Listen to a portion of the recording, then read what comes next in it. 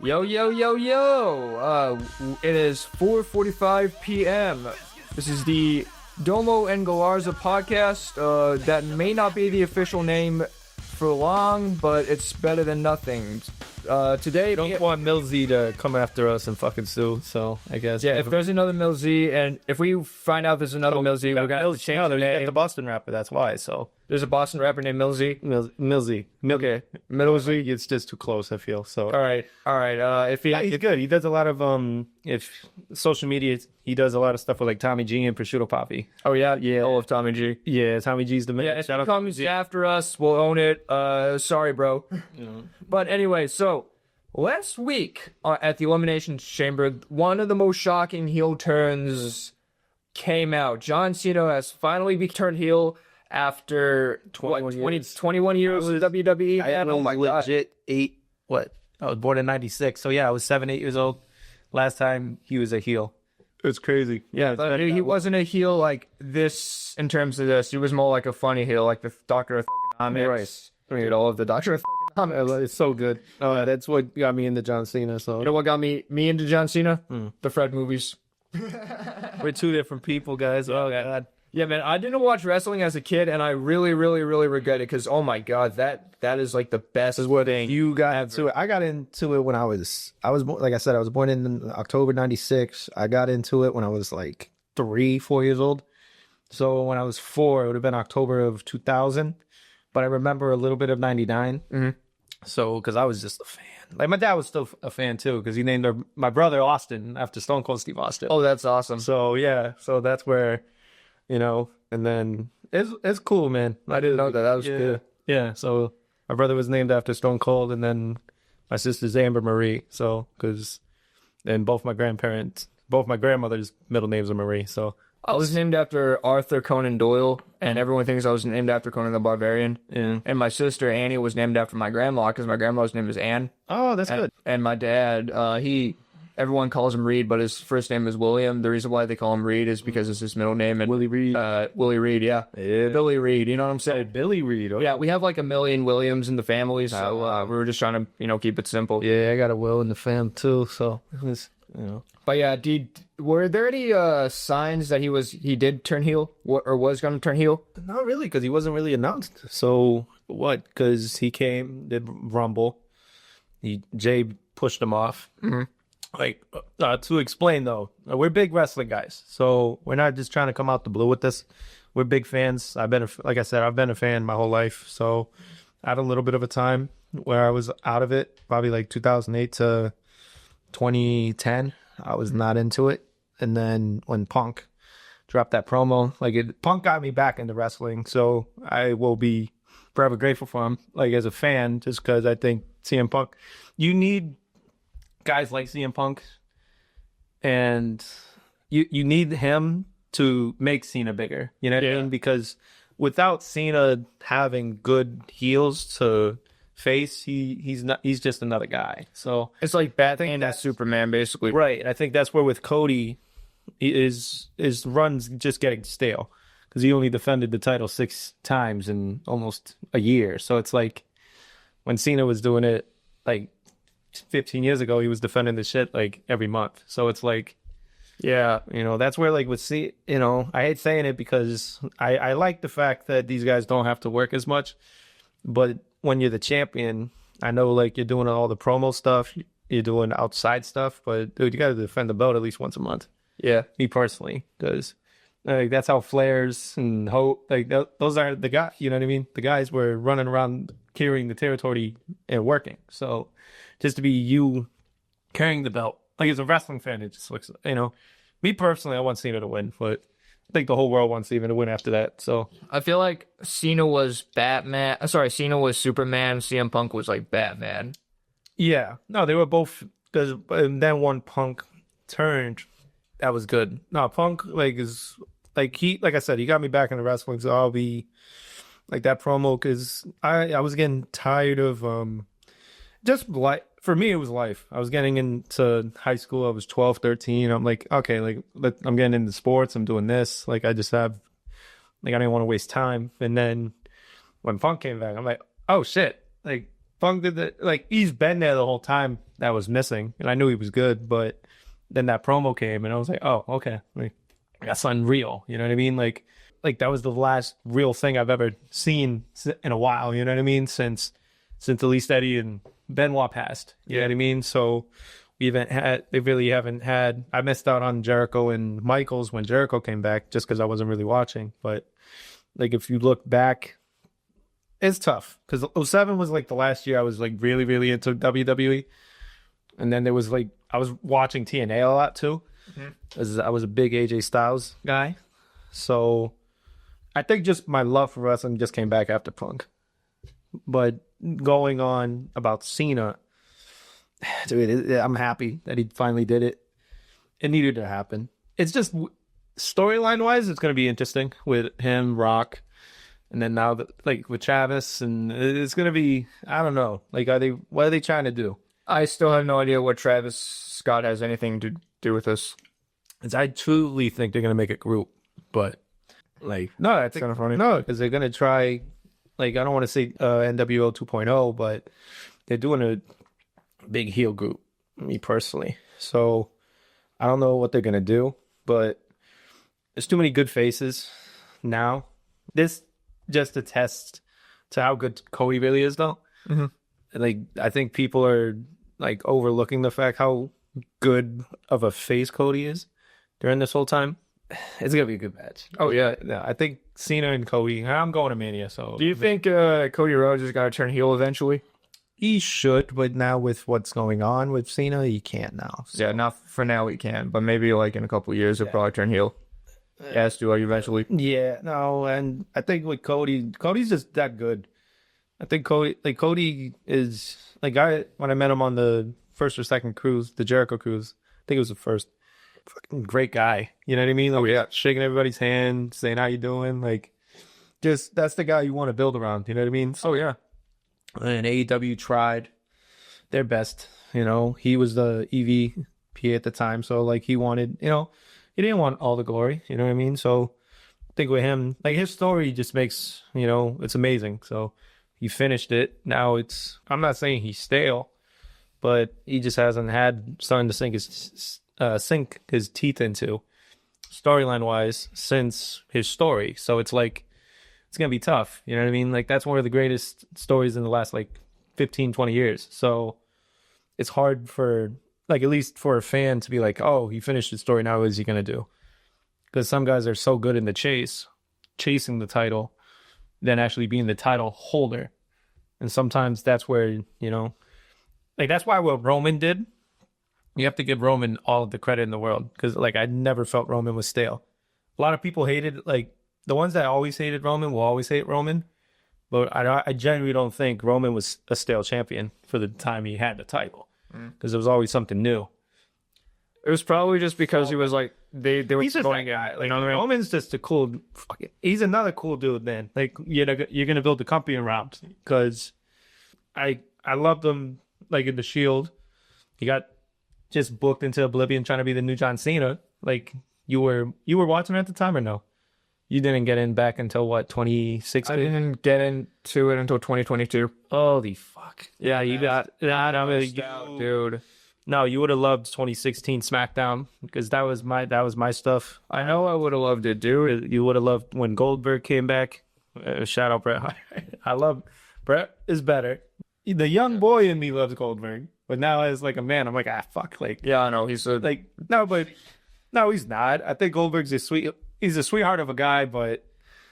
Maybe, but like that in that Who Killed WCW documentary, he was so arrogant. Yeah, I couldn't stand it. I'd be that arrogant too, man. Like, dude, he's a savage. Dude, he's a monster of a man. He's a savage. So here's a article by Inside the Ropes.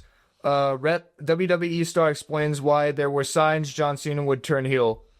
So Inside the Ropes is a very good source. If you ever watch their videos, shout out Inside the Ropes. Yeah, shout out Inside the Ropes. Kenny, you do good work. A member of the WWE roster has detailed their experience with John Cena and why there was a prior indication that the Hollywood star may turn to the dark side. WWE Elimination Chamber 2025 was the night when one of the most shocking events in pro wrestling history took place. Following Cody Rhodes rejecting The Rock's offer to sell his soul, John Cena turned heel by attacking Rhodes and leaving the American Nightmare bloodied as the stunned Toronto crowd looked on. Yeah, what I like about it, that he turned in Toronto. Yeah. I like it because as a wrestling fan and knowing how much history he has with Edge, it's great that he turned in, unless they did it in Boston somehow, but like, I think he stays heel this whole run. He has to. Oh, yeah. Because you can't turn him face in 6 months. Like, that's bullshit. Yeah, I think he has to retire a heel, but a lot of people don't think he's going to retire a heel. But I feel that's so rushed. Yeah, that'd be rushed if he turns face. We'll see. Yeah. He said he's retiring, but you know, and then we have marks on the fucking internet saying that he might go to AEW. AEW, hell no. He doesn't need to go to AEW. He's doing WWE part time anyway. He's like what, 47 now? If he can't be wrestling full time when he's like, but more on that later. But all right. With fans convinced that Cena was never going to turn heel, his strong merchandise sales and record-breaking Make-A-Wish business, a lot now, though. The turns send shockwaves among the fans. Although the thousands in attendance were shocked by what they saw, and many of the younger fans were not even born when Cena last turned heel. Right. One veteran on the roster recently admitted that they should have seen it coming. Fans of the reality CV signs Total Divas, Total Douchebag on that. I love him. will recall some of Cena's more questionable actions on the show, such as his many house rules and demanding that Animal Control take Nikki Bella's dog away after he was lightly bitten by the animal. That's funny. Yeah, no, I watched a little bit. He had some funny moments, man. I think Cena's just a bro. That's what it is. Yeah. You know, reacting to the turn on social media, WWE star Natalia admitted there were signs on the show that Cena could one day revisit his heel days. Quote, I lived through 100 episodes of Total Divas. There were some signs, but not like this. Okay, what were the signs? When will fans see John Cena next? As Cena has yet to break his silence over the shock heel turn, fans are eagerly awaiting to hear from the Hollywood star so that he will provide an explanation of the events that took place in Toronto. While John Cena will not be appearing on the next episode of Raw, fans won't have to wait long to hear from the final boss's newest ally.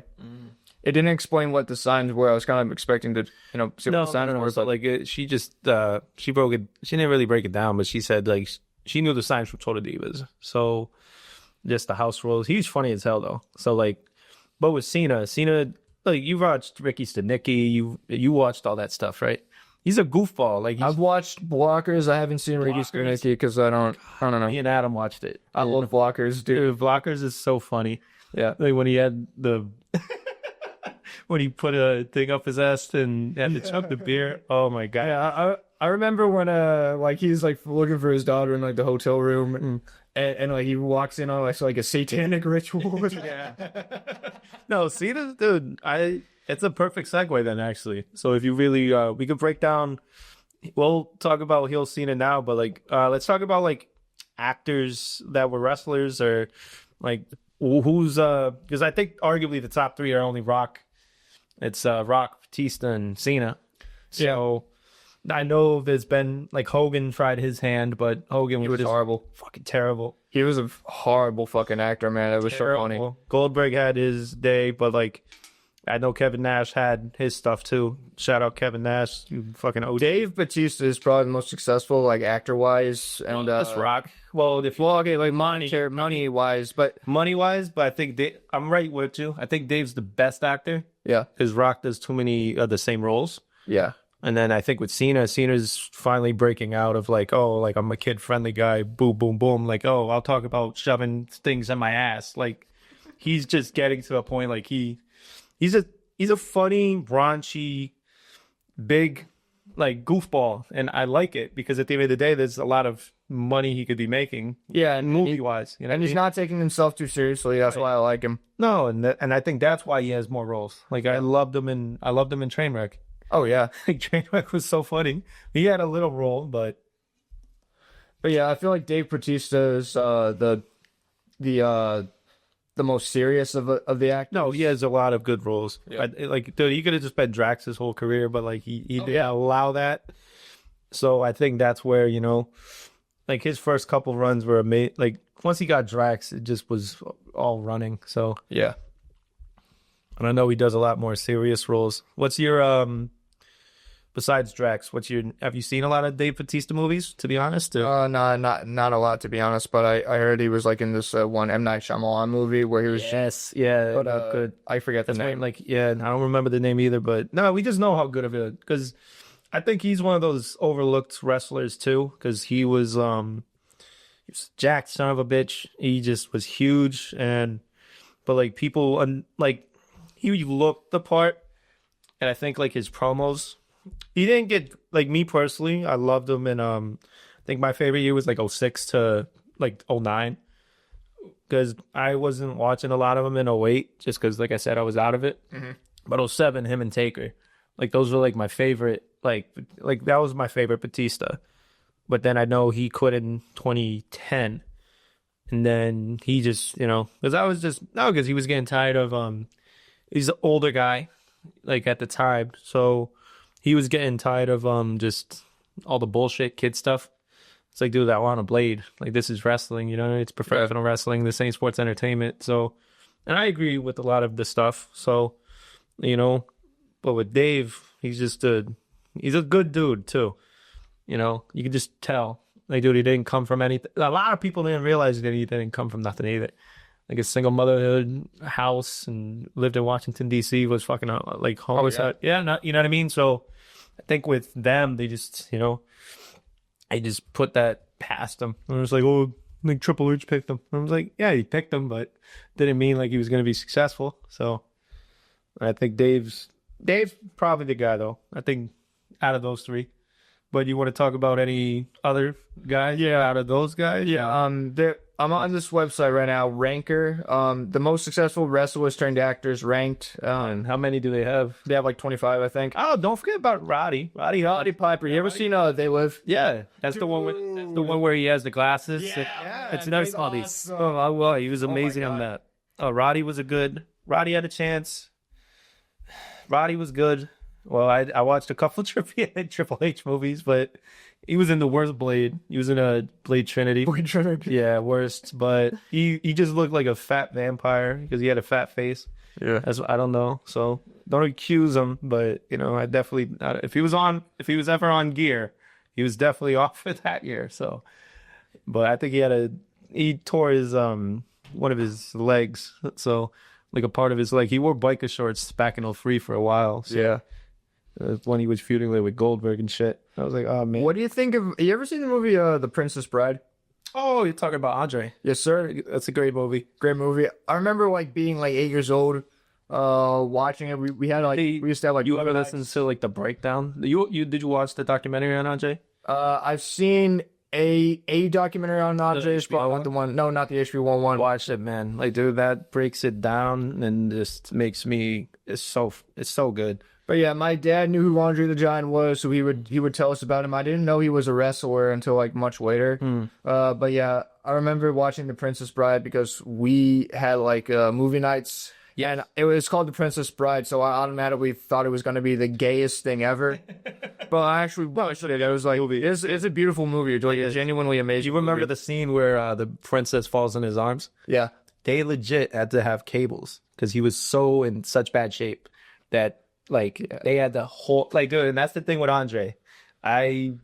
All the stories make him, like, a living... Like, just one of the biggest legends of all time. And I think that's where, like, we... Like, young generation-wise, people that don't know shit gotta shut up and listen. Like, I think that's a societal problem that we're having. So, if I wasn't alive for a lot of the cool people... Mm-hmm. Like, that's why I'm infatuated with the 27 Club. I'm infatuated with Sinatra. I'm infatuated with how did even Michael Jordan, to a certain extent, as a ball player, because LeBron could take care of his body, spend $4 to $6 million a year on his body, but Michael Jordan's fucking going gambling and doing all this crazy shit and still is going to drop 60 on your ass. There's an infatuation to me that we as society want to do. They want to do all this crazy stuff, but it's just, I don't know. We gotta just listen, to be honest.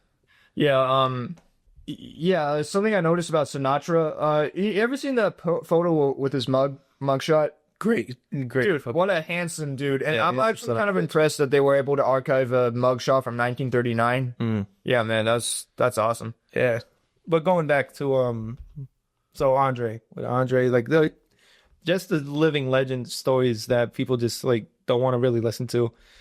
Like it's just nuts. People were just fucking tapped, and we have to really realize like, all right, Michael Jordan's gonna go gamble, spend $100K, do all this crazy shit, then he's gonna drop 45. Yeah. All these athletes now, it's like, dude, you don't hear that story anymore because it's like about. There's some crazy people. Yeah, there's John Jones. There's this and that. There's Conor McGregor. He's going crazy. Oh my god. No, but like I think we're talking to guys that have like 4 or 5 games in a week. I think that's where like it would be crazy. Like baseball used to be nuts back in those days too. Let's do it. Like they used to do steroids. They would have they'd have betting, especially like the Pete Rose days. That shit was awesome though.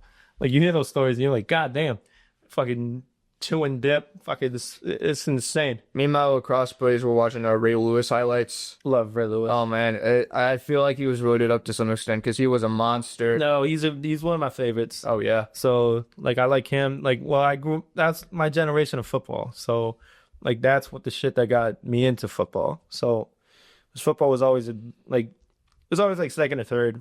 Because like I said, baseball was my first love. Then I stopped playing. Fell in love with basketball, and then football just became second like nature too. So it's like, yeah, to me it's probably second nature too, and I don't even watch it that much. What? Football. Well, I like football. Like fight, you're not gonna be, football's a great sport. I think a lot of people are sharing on it now because of the way it's like ref and everything, but it's still a very good sport. So, what's the who's the top 5 if you don't mind me asking on this? The top 5 what? The actors. Roddy Piper, Andre the Giant, Cena, Johnson, and Batista. Top 5? Yeah. Who else is on the... They don't have Nash in the top 10? No, Nash is number 8. Okay, but number 6 is Jesse Ventura. He was in Predator, man. Yes. Oh, man. It's so... Oh, my God. This is such a cool movie, dude. Yeah. I watched it when I was like 11. It was the first one ever. Yeah, the first one. Yeah, that was a great movie. He's like, I ain't got time to bleed. Yeah, this will make a goddamn sexual Tyrannosaurus. Yeah. Like me. That was a good movie, too. Yeah. And Jesse Ventura was like a G, though. I think like when he was at Saturday Night's Main Event, I feel like he was so happy. He needed seeing like everyone boo Hogan. Yeah.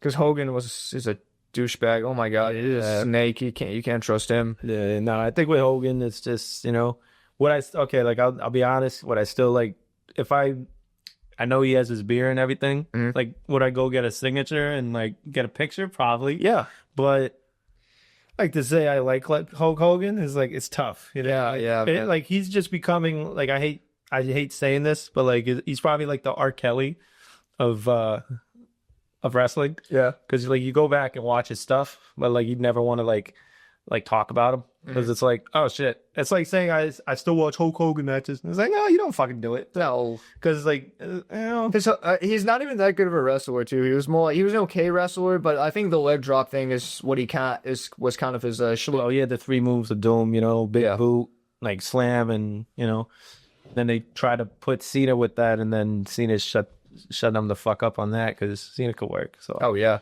Cena had a lot more guys to work with though. Like I'm not saying like Hogan had a lot of guys to work with, but he was such an asshole, and Vince allowed that. So because like Jake the Snake talks about it all the time that Jake was supposed to have a feud with him, but like people were going to start chanting Jake. So what are you going to do? You can't ruin the Golden Goose. You know what I mean? Yeah, I know. I think that's where like. I respect the golden era, but like at the end of the day, like you didn't allow a lot of the top heels because the Jake the Snakes, even when Taker won his first title in '91 from Hogan, but then like you know what I mean, like Hogan went out of his way to like fucking say like, oh, you hit my neck, brother, and it's like you did me dirty, brother. Yeah, and it's like nah, man, like it's not gonna work for me, brother. But no, I think with Hogan, it's a tough sell now. It's all about me, brother. Like I've marked out when I would just WrestleMania 35 when he came out. Yeah, oh yeah, okay. But but who else is on the list? All of it, we just shifted from Jesse Ventura to Hulk Hogan. That was fun. But it's easy because Ventura hates the motherfucker too. I hate. Yeah. I would hate him too if I were him. Like, But Jesse Ventura is a good dude. Yeah, because dude, he's a great dude. Because he wanted to fucking start that shit back in the 80s. He wanted people to like. Yeah, I know. That's why a lot of people think that just because, like, dude, he's not a martyr. He's not this. It's like, if you're gonna be doing good shit for the amount of people that you're gonna be doing, like, I'd rather be viewed, like, don't view me as a martyr, but I'd rather do that and take my ball and go home rather than be fucking doing all the bullshit everybody else is doing. Mm-hmm. I think Jesse is a man of his word, and I think that's where I respect Jesse Ventura that much. Oh, yeah. And he went on to be the governor of Minnesota, so it's like, as an independent, I don't even think he was the Democrat or Republican. Yeah, As he's a true libertarian or third-party type of guy. Yeah. So I just respect him as a person and just as the man he was. I mean, well, still is, because I no longer live in the continental United States. I live in the Baja. no, that's the guy I would love to shake his hand. Like Jesse the Body Ventura and he inspired a lot of the generation that were raised on him. So, you know. Have you ever dined on the Long Pig? But yeah, next up is Stone Cold Steve Austin. He's an actual good actor too. I totally forget. Like, he was in The Condemned, a couple of he was in The Expendables. The first like couple of them. It says he was also in The Longest Yard and Grown Ups too. Oh yeah, he's like, that's how white man. Yeah, man, I love The Expendables, dude. That was a good movie. Oh yeah, so fresh, stacked movie. I think that's where, like, breaking that movie down. If that shit happened in like 87 to like 95, it would have probably never been able to be made because you needed these guys. They were all box office hits. Like, if you put them together, if it didn't make $1 billion, they would have fucking viewed it as a flop. Like, you can't, like, because you got to name off the guys now. Because it's Stallone, Schwarzenegger, it's Terry Crews. Guys from the 80s and 90s in the movie. Wasn't John Bon Clown Damon? He was in the second one. The second one, but the first one is strictly Stallone, Schwarzenegger. Statham. Jason Statham's a bad motherfucker too. Oh yeah, no, that's a great movie, but like, it's just I don't remember off the dome because they did so many fucking ones, as you know. But you can't put Rocky, you can't put fucking Terminator and not expect the Billy if you're going to do it back in those days. Yeah, but they would have never done it because, like I said, like, I feel like maybe it was like rivalry. I don't know. Maybe rivalry. But no, they had a rivalry for a little bit. I think that's where, like, but we're in a different era. You know what I mean? I think that's where movie making ain't the same. I think a lot of things aren't the same because we're just too focused on, like, even with music. Like, what kills me about music is people are so stuck on streams rather than selling a bunch of actual records. Mm-hmm. Yeah. It sucks because, like, you're telling me, like, if Thriller came out today, it's not going to have, like, a fucking 100 billion streams in, like, 2 weeks. Like, and people don't want to, like, have that conversation that stream... Because for a musician, I feel bad. Or, like, anybody working on Spotify, like, I feel bad because, dude, to make 30... Think what... You have to have, like, 1 billion stream only nets you, like, 60K. I'm like, dude, that's fucking insane. So, like, you're telling me the most viewed, like, streamed song on the planet is only making a guy or making the woman, like, 100K? Like, that's crazy. Like, yeah, that's ability, man. No, but that's where, like, they incentivized it to make it about streams. Like, the music companies. And that's why taking out Michael is a very important job.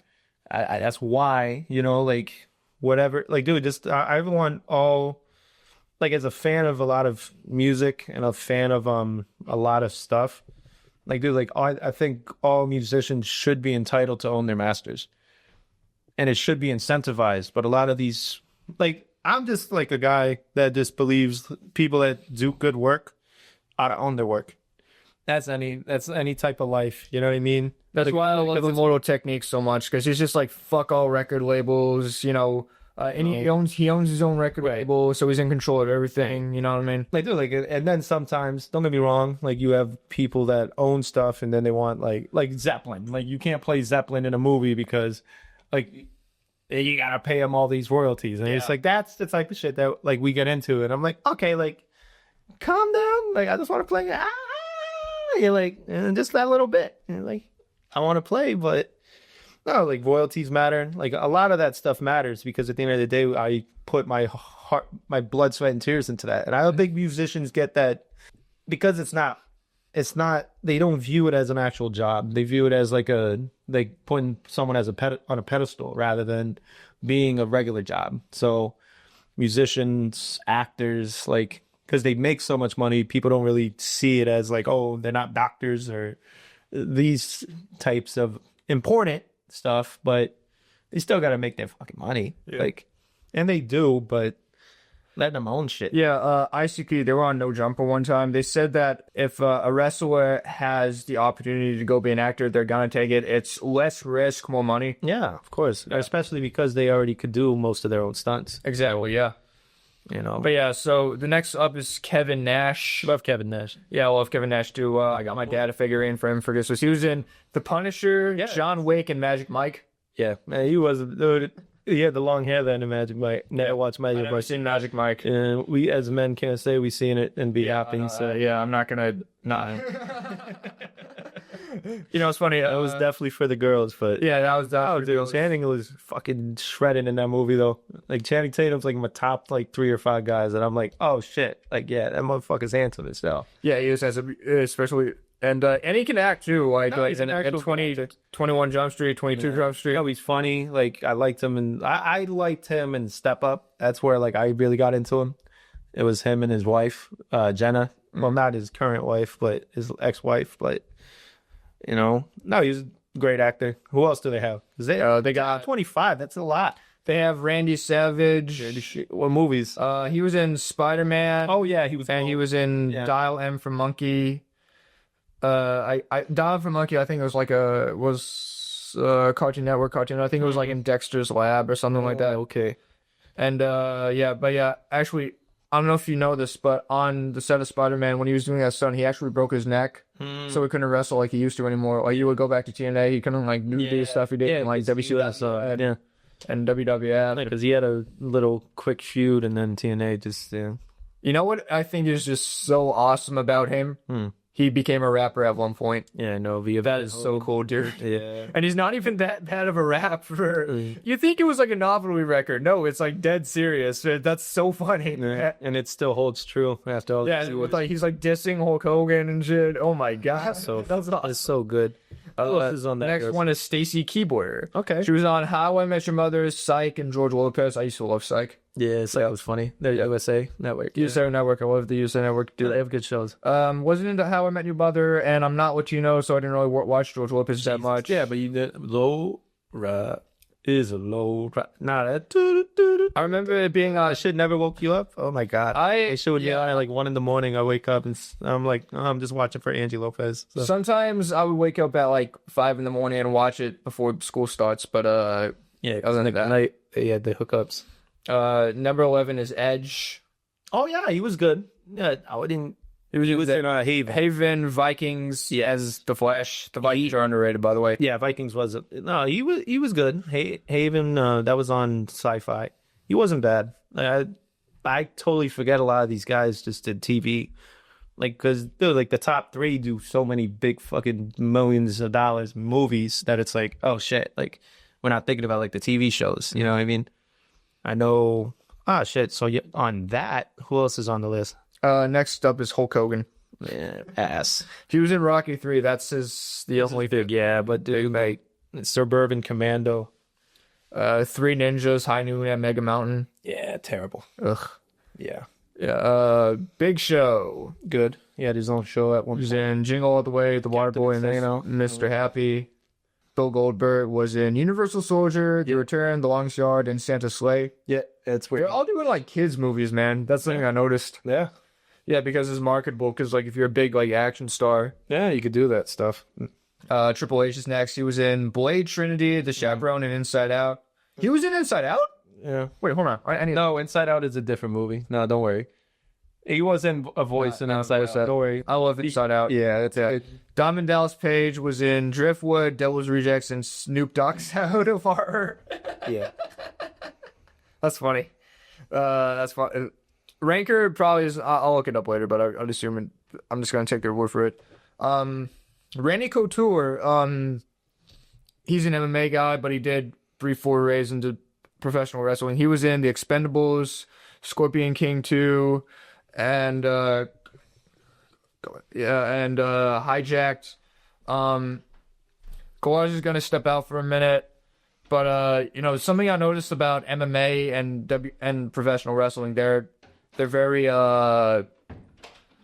I guess more or less mixed in, because he's back in the, you saw like Ken Shamrock go to the WWE, you see Ronda Rousey, who I hate, go to the WWE.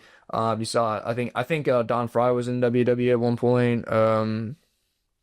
Yeah, I kind of like seeing like mixed MMA guys going into professional wrestling. Brock Lesnar was in UFC. CM Punk was in the UFC, but apparently he sucked. And but yeah.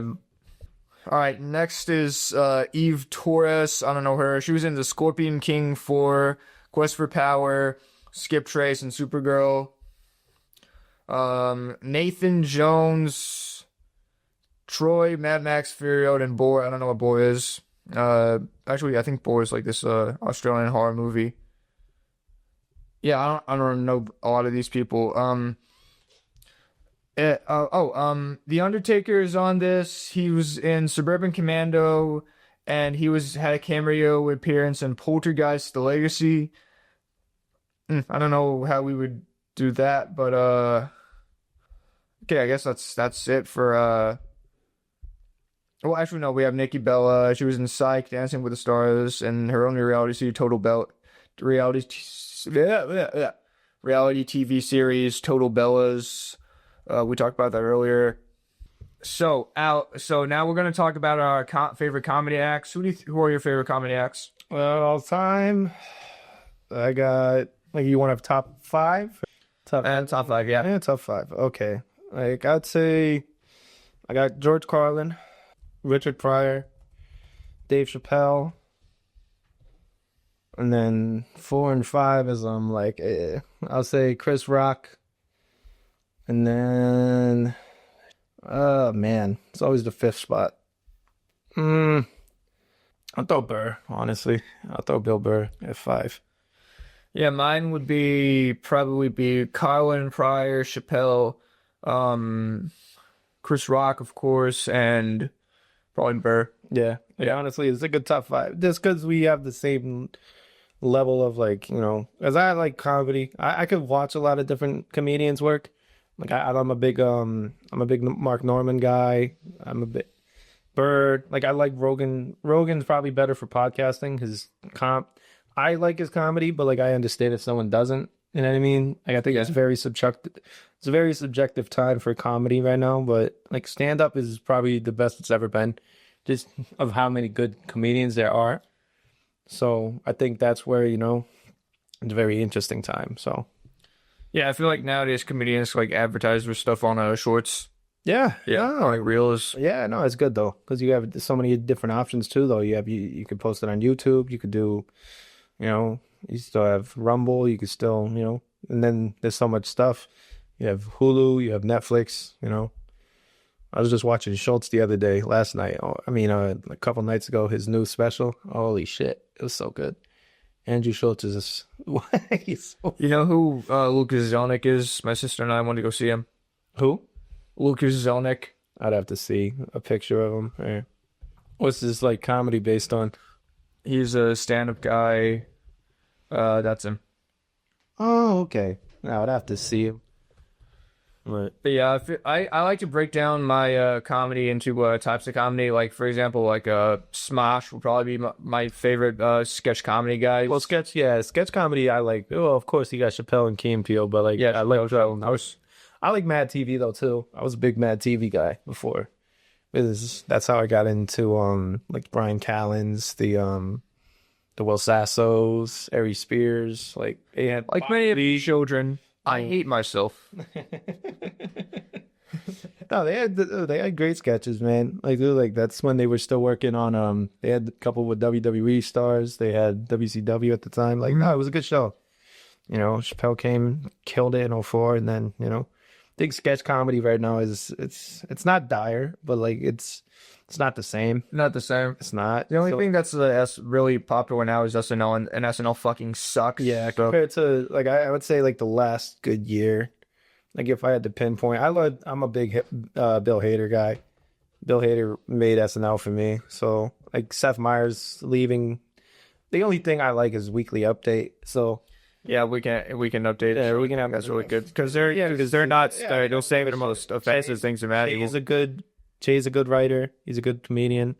Colin Jost is good, and he's married to Scarlett, so he could give two shits. Yeah. So it's like, but no, it's not the cast. It's just it's just the meaning. Like, dude, like you just like I did back in the day, they didn't give a shit. You know what I mean? Like they're not trying to send a message. You know what I mean? So I think that's where it's like, oh my god. I mean, like some of it's funny, and then some of it's like, oh Lord, like they're just pandering, and you're like, yeah, okay, you're like, this is what it's about, but you can tell when they're pandering. It's really bad. Yeah.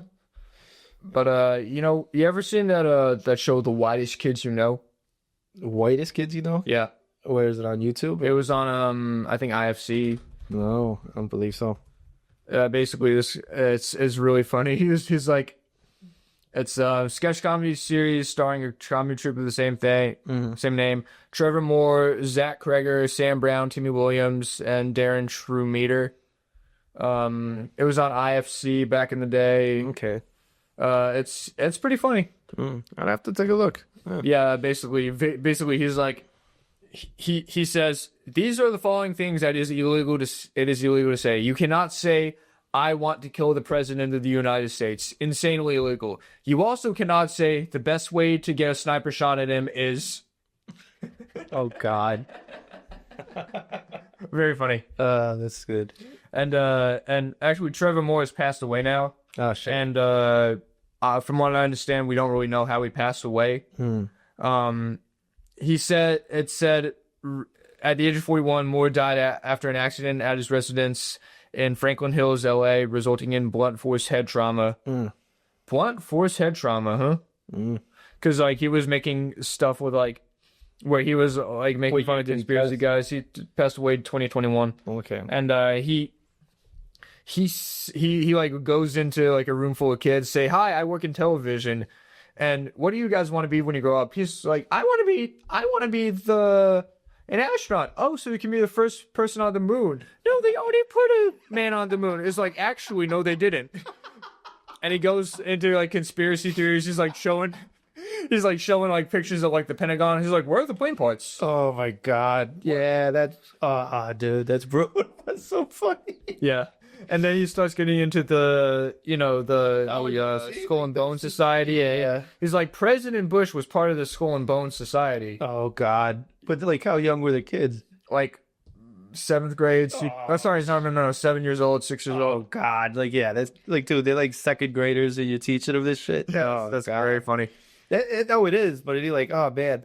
But that's when 2020, hey man, like that was the year after COVID, man. Everything was still tight. Like shit. Oh man. But yeah, he is those guys are real funny. Okay. Yeah, no, like I'll have to look back now. You know who was a funny guy who died way too early, and I'm a big roast guy. Who? Greg Girardo. He was friends with like Patrice O'Neal, and he always did roast, and oh my God. Patrice O'Neal is amazing too. Yeah. Patrice, God bless him, man. Because dude, I wish he was alive now with the shit. The cruelest thing to ever happen in comedy was that he passed away before the Me Too movement. Honestly, dude, I would have loved to like, all this, like, dude. And what kills me is like, there's so many good comedians that love him, and I'm like, dude, like, and that's where like they know him, and I'm like, oh, they knew he would have been a killer. Now he probably would have been bigger than he ever been. One of my favorite Opie and Anthony bits is when they had this porn star Taylor Vixen in the studio. Oh God! And she was like the first one I like watched religiously. She was like a lesbo porn star, and Patrice is just grilling her the entire time. Oh, God. So play a little bit if you could. But yeah, Patrice is like underrated. I don't think it's like in the comedy world. I don't think he's underrated because I think comedians know how good he is. I think as fans, if you're not a Patrice fan, it's gonna be tough for like us to like get. Let's say you're at a this is it. fast food restaurant, and do you have any interest in the guy serving you the food? Or is it, I think it's always like, it doesn't matter who. It's always that I like that if I want to them, I can tell by just looking at them. Like, hey, yeah. I want to. Would you? No. Fuck. That's for you to find out. Oh, damn, spicy. That means, yeah. Well. Oh, well. Oh, well. Where's the place? So keep this blind date going on, what you already said. Want another drink? Dessert? I'm scared a little later. I got work tomorrow, and fucking, I got a 32-year-old with blue balls. Fuck that. With a blue, I'll jerk off under the table. Oh, sure. And she'll be like, what are you doing now? She'll just be here in the bottom of the fucking damn table at Plataforma.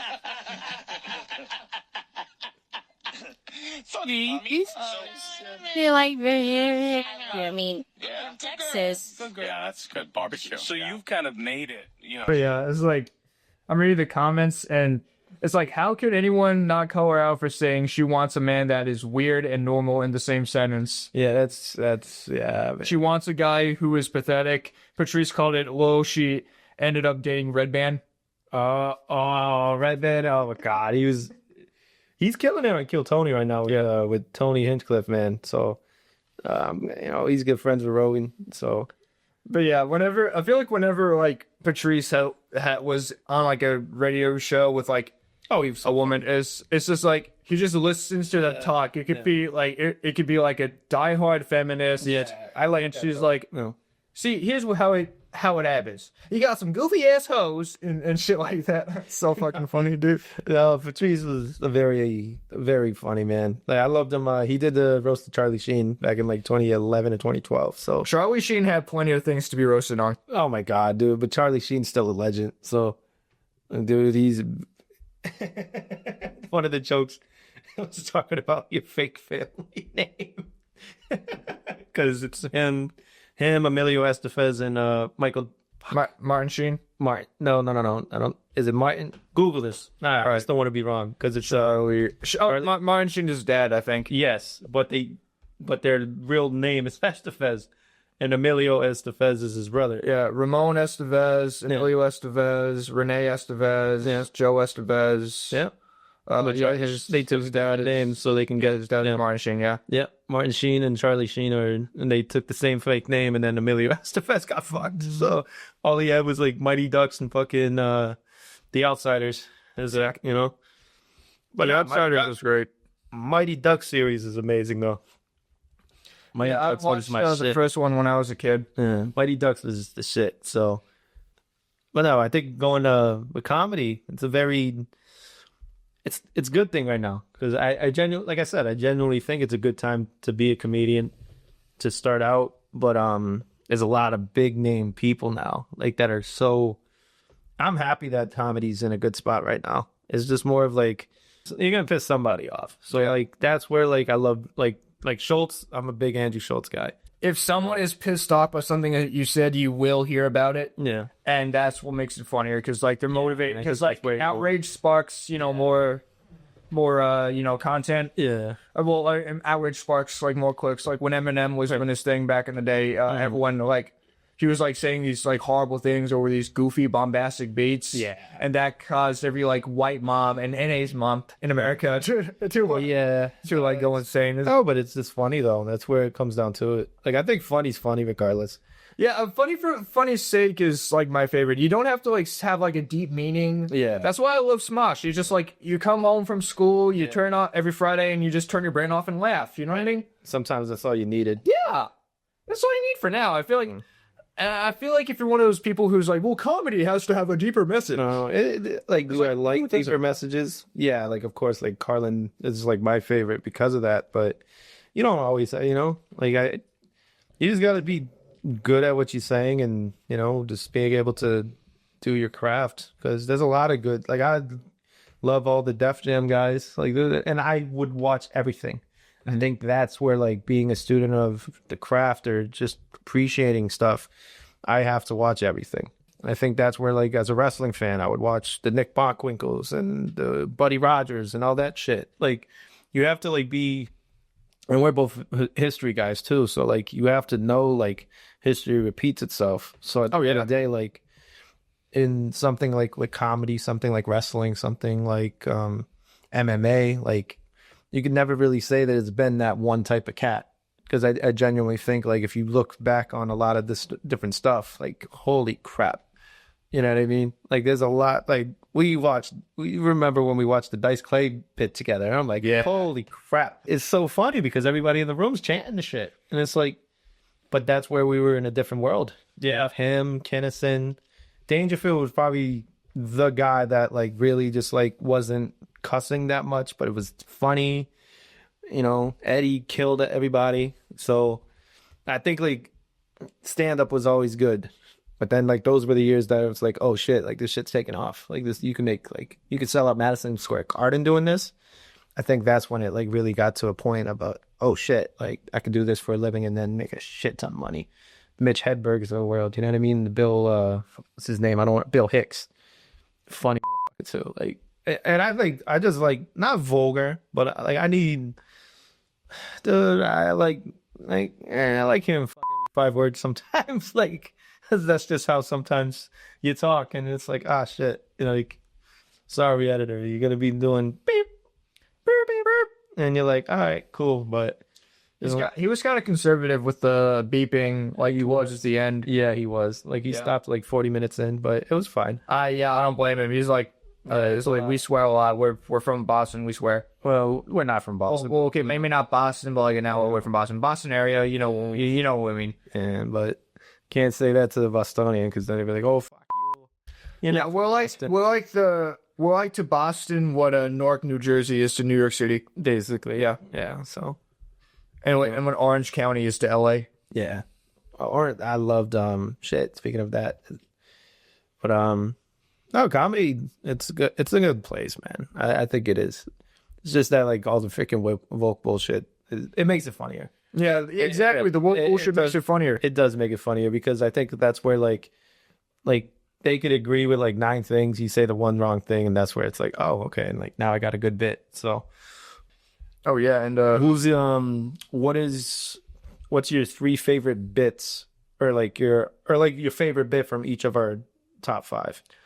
Like, if you break down like your favorite Carlin bit, what is it? Because he has probably the Save the Planet bit. That's right. That's a good one. I like, dude. Because like you always know with like this, save the trees, save the whales, stuff. Save the snails. Yeah. I feel like there's like delivery. That's what it was. Yes, it's delivery. I feel like there was always some like bullshit behind it. It's like, wait a second. So in my science class, I've learned that the planet has been a thing for at least 4 billion years. Right. And don't let those evangelicals tell you it's only for 10,000. We have been in existence like Homo sapiens for I don't know how long. I know for like longer than maybe 500,000 years. Not longer than the planet. So not longer than the planet. Like the planet's gonna be here forever. We're not. Yeah. Now I'm not saying we shouldn't take care of it, but we gotta understand that like the planet has been through like much worse things than us, like the asteroids that wiped out the dinosaurs. Class about dinosaurs at school, but it was way too much for me, so I had to drop it. There's too many fucking branches of all that shit. Like, dude, because there was just too many. It was not. If they broke it down, there's not many meat-eating dinosaurs, bro. Like there was like the T-Rex, but like how could he? Like you'd have to eat a motherfucking dinosaur whole because he had such short arms. Like it's not like he was gonna pick everything up. So. Yeah, he just had to swing his mouth. I don't know. Dinosaurs are very interesting, but I was just never like really like. I was more into. What was the name of the cartoon with the dinosaurs? Flintstones? No. Like it was Disney, or it was the movie Dinosaur. No, is that fuck? Because that was a good movie. That was good. Yeah, that was a very good movie. I know that one, but no, it was a cartoon. Big Land. Land Before Time. Land Before Time is... That was video. That was... I can't remember what that was. The Land Before Time, right? That came out in 1988. Holy shit. Yeah, I was grown up on that, though. That was a beautiful movie.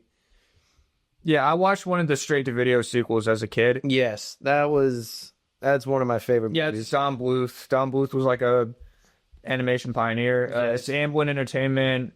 They're the guys who made E.T. and yeah, Oh, An American Tail too. and American Cow too. Yeah, Who Framed Roger Rabbit? they made that one too. Oh, did they? Did they? Yeah, Amblin Entertainment was involved in it. Yes. Wow, that's when animate. Oh, they did All Dogs Go to Heaven. Yeah. Holy shit, 89. Do they do the Brave Little Toaster also? That was good shit. Wow. All right, God bless them. That's when cartoons were amazing. Yeah, no, cartoons were amazing back then, and well, basically a lot of like '80s cartoons make you cry. You know what I'm saying? No, because it's good stories, and I think that's where like I liked those types of things. You know, what was I'm trying to think now. Like, what was, because there wasn't too many raunchy cartoon movies like in those times. Like, and I'm trying to think. Like, you had Crazy Eights with Sandler. Like, yeah, I hated to love it. Like, I personally loved it. I thought it was fucking hilarious. But I'm just the Sandler guy, so I think, like, besides Sausage Party, I can't name like a rated R cartoon that was like big back in those days. Yeah. Like, because I think every cartoon was just a solid movie. Maybe Fritz the Cowboy. It was like the first X-rated cartoon. What you did that kind of 1972. What? And basically, this guy Fritz, he's just it was like a sleazeball. Can you play some of that? Because I do. Like, I never heard of that. Yeah, basically, he's like Is it a show? kid. Or is it? It's a movie, and he's like the college kid that just wants to, you know, Oh, erotic. Oh God. yeah. There's a lot of like sex in it too. Oh my god. Like, it said And his skin. Yeah, Ralph Bakshi, that's his name. Ralph Bakshi is like insane, dude. Oh my like, God. he's very like kind of creative. How I'm creative in the sense that he just don't give a shit. Wild. He's wild, yeah. Okay, so he has a lot of different shit. Yeah, and he made the movie Coonskin to like protest racism. There's a lot of this shit's like commentary on like life, and he made this movie called Fire and Ice, which is basically Wizards, which is an insane movie. Basically, like after a nuclear war, it's like takes place millions of years after like humanity got up in nuclear war, and this evil guy, he's like an evil like sorcerer. He discovers Nazi propaganda, and he uses that to like help him take over like the world. Ah, man. It's insane. No, we could do watch-alongs to this. Yeah, we gotta do watch-alongs now. Yeah, we could do that. No, definitely. Yeah, there's a lot of like so I was like a nerd about this back in the day because like I had like unfiltered internet access, so I discovered like Felix. I love Felix the movie, and the cat. and I like discovered all these like fucked up movies from back in the day. Like, you ever seen that movie Kids? Kids. I'd have to. Okay, so Kids came out in 1995. It's about these kids who are just awful, and basically these they're just hanging out. They're 7% on Rotten. Yeah, man, they're having like unprotected sex, they're doing drugs. And Mo told me that's pretty much what the 90s, like growing up in the 90s in the big cities were like. Oh, definitely. Yeah, definitely. And like basically this guy, his name is Telly. He is just a absolute shithead teenager. You want to punch him in the face. Sleep with as many virgin girls as possible. Exactly. And oh God, you didn't tell him that HIV positive? yeah, and he never. It's made clear that he doesn't understand what STDs are, and even worse, he doesn't understand what consent is. And it's like, and like there's these two girls who are not angels either. Of course not. But like, but then now they're how? Oh man. One of the girls, she's actually played by Chloe Sevigny, and her friend is played by Rosario Dawson. Basically, damn. They discover that she has HIV. Yeah, and they try to. HIV. He was just beating the plot. They're like going all over New York City looking for him to stop him from spreading. Oh damn. It's horrible. But wow. You seen that movie Friday, right? Friday. Yeah, like Ice Cube and of course. Basically, you've seen the sequels. Like this white guy. His name is Roach, I think. Yes. Yeah, basically he Telly's best friend is played by the same guy, Justin Pierce, who played Roach. Oh, okay. Justin Pierce is interesting because he was actually a very talented actor, but he passed away in 2000. Gosh, shit. Yeah, and basically he's his best friend, and he's just like he's just like a realistic teenager. He just wants to like She's like, hey, what's up, little girl? You want an apple, man? Yeah. Hey, my name's Casper. I'm the illest ghost ever, yo. And like, basically buzzed out of his mind the entire time. Like, there are shithead teenagers, and I both love and hate him for it. Right. No, you're gonna be acting like that. That's the thing. Teenagers are cool. Like, they're fun. You should have fun. You should have fun. Like, don't go have too much fun, but like, you know, we're getting to a stage that, like, you know, people grow up. People grow up way too fast, and then they want to be adults by like fucking 19, but then you have people that are like 40 and they don't even have life figured out. But at the end of the day, like, we're in just those types of times because, you know. All right, I'm gonna play some clips from. Hold on, I want to play some a clip from the movie Kids, because like, you can't have too much fun. Like, absolutely not. You know what I mean? I'm gonna show you. Can you see it? Yeah. I'm playing this on my phone. It's shot like documentary style. That's what I like about it. Oh, cool. Oh God, they're like young as hell in this. Yeah, because they're actual kids. So basically, shit. Basically, what the movie was made by a guy named Larry Clark, and Larry Clark, he was like going around like New York, getting scared of kids from New York, and it was just 95, so you couldn't like call them up. And you know, so like scary kids in New York City, they were like delinquents. Yeah. Cool. And see how she's smoking a blunt? She was actually smoking a blunt. Oh shit. Yeah. Yeah, because she wanted it as real as possible, and like you can tell how it was a much different era, dude. Yeah. Oh my God. Well, this is like it's fucking definitely 20 years it goes like Project X. Yeah, I know. Okay. Project X. Yeah, they're like showing up at like 30-year-old crack dealers' houses to smoke weed. Jeez. Like, they're hanging out with them like they're boys, like you and I are hanging out. Yeah, of course, but yeah, that's Casper. Okay.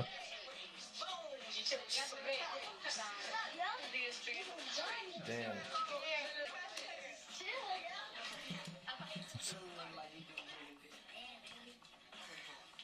Oh, the fact that these are like actual like 15 to 18-year-old kids, and they have AIDS already is wild. Yeah, I know. And they were talking about the movie like years later. Some of the actors, they said that some of them did feel kind of like exploited by the production. Yeah, unfortunately, dude, they look bad young. Yeah, where I'm like, oh shit.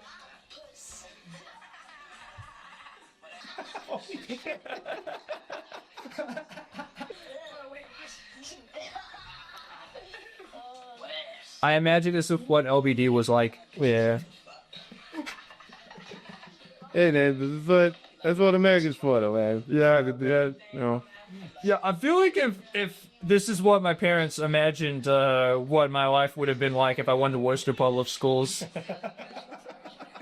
Like, they would have been like this bad. They're dead convinced I would have been this bad. I was like, nah, but why did you go smoke weed? I would have, you know what I mean? Come on. And I think oh shit. Yeah. No, and there's like a scene where like these like little like 4 kids, like maybe 10 years old, just like passing a blunt around on the couch. God. Jesus. No, that's wild. Yeah, that is wild.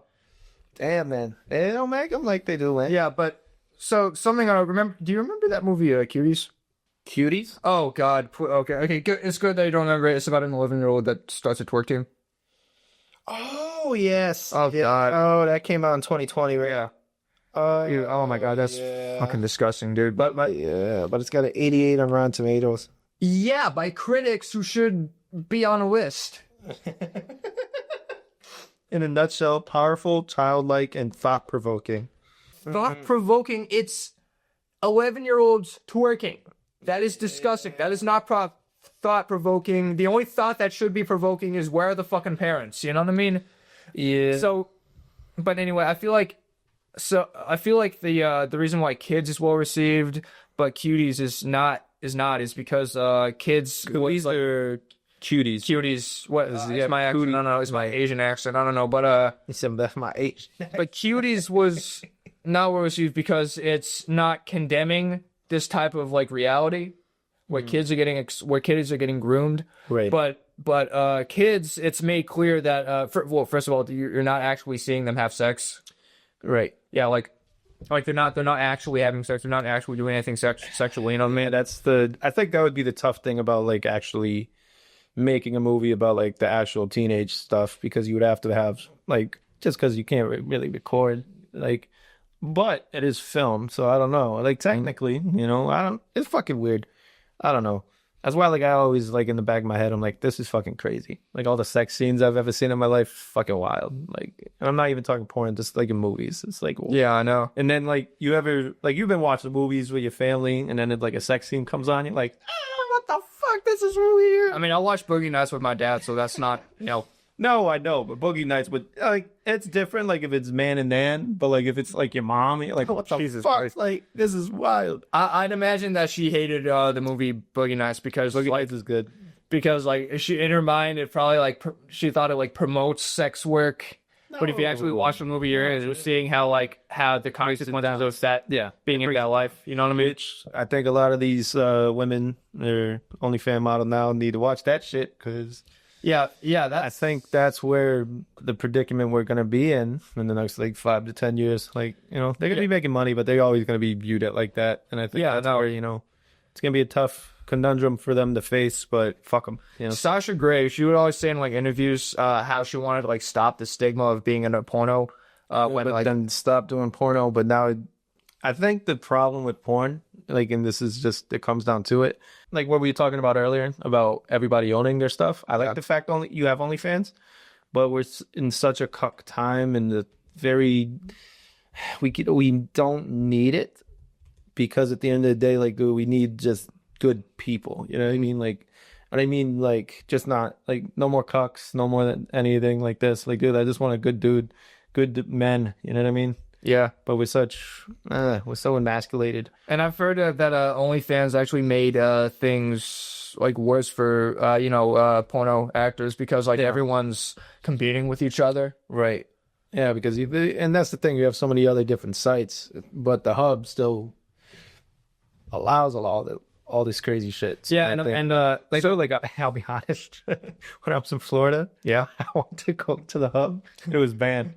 I was like, yeah, so I couldn't load it. And I'm like, oh, shit. Okay, good. Because there's like happy child porn all over those websites, and nobody is doing anything to stop it, dude. It's bad. It is bad. That's the one thing about it. And I was like, ah, shit. Like, dude, I just want to be like Terry Crews sometimes and say, fuck it. You know? Yeah, man. And if something is free, you are the product. You know what I'm saying? So I think this is like kind of going into the cup time. Like, you can, like, anyone like 11 years old can like type in like Julia Ann gangbang or something crazy like that. And like when I was a kid, I had to wait till everyone was asleep to go look at porn on the computer. And now, like, when fucking 8-year-olds have an iPhone, they're gonna look it up and look up Ava Adams compilations. You know what I mean? When they're 8 though, that's just fucking wild. Yeah, I know. That's where, you know.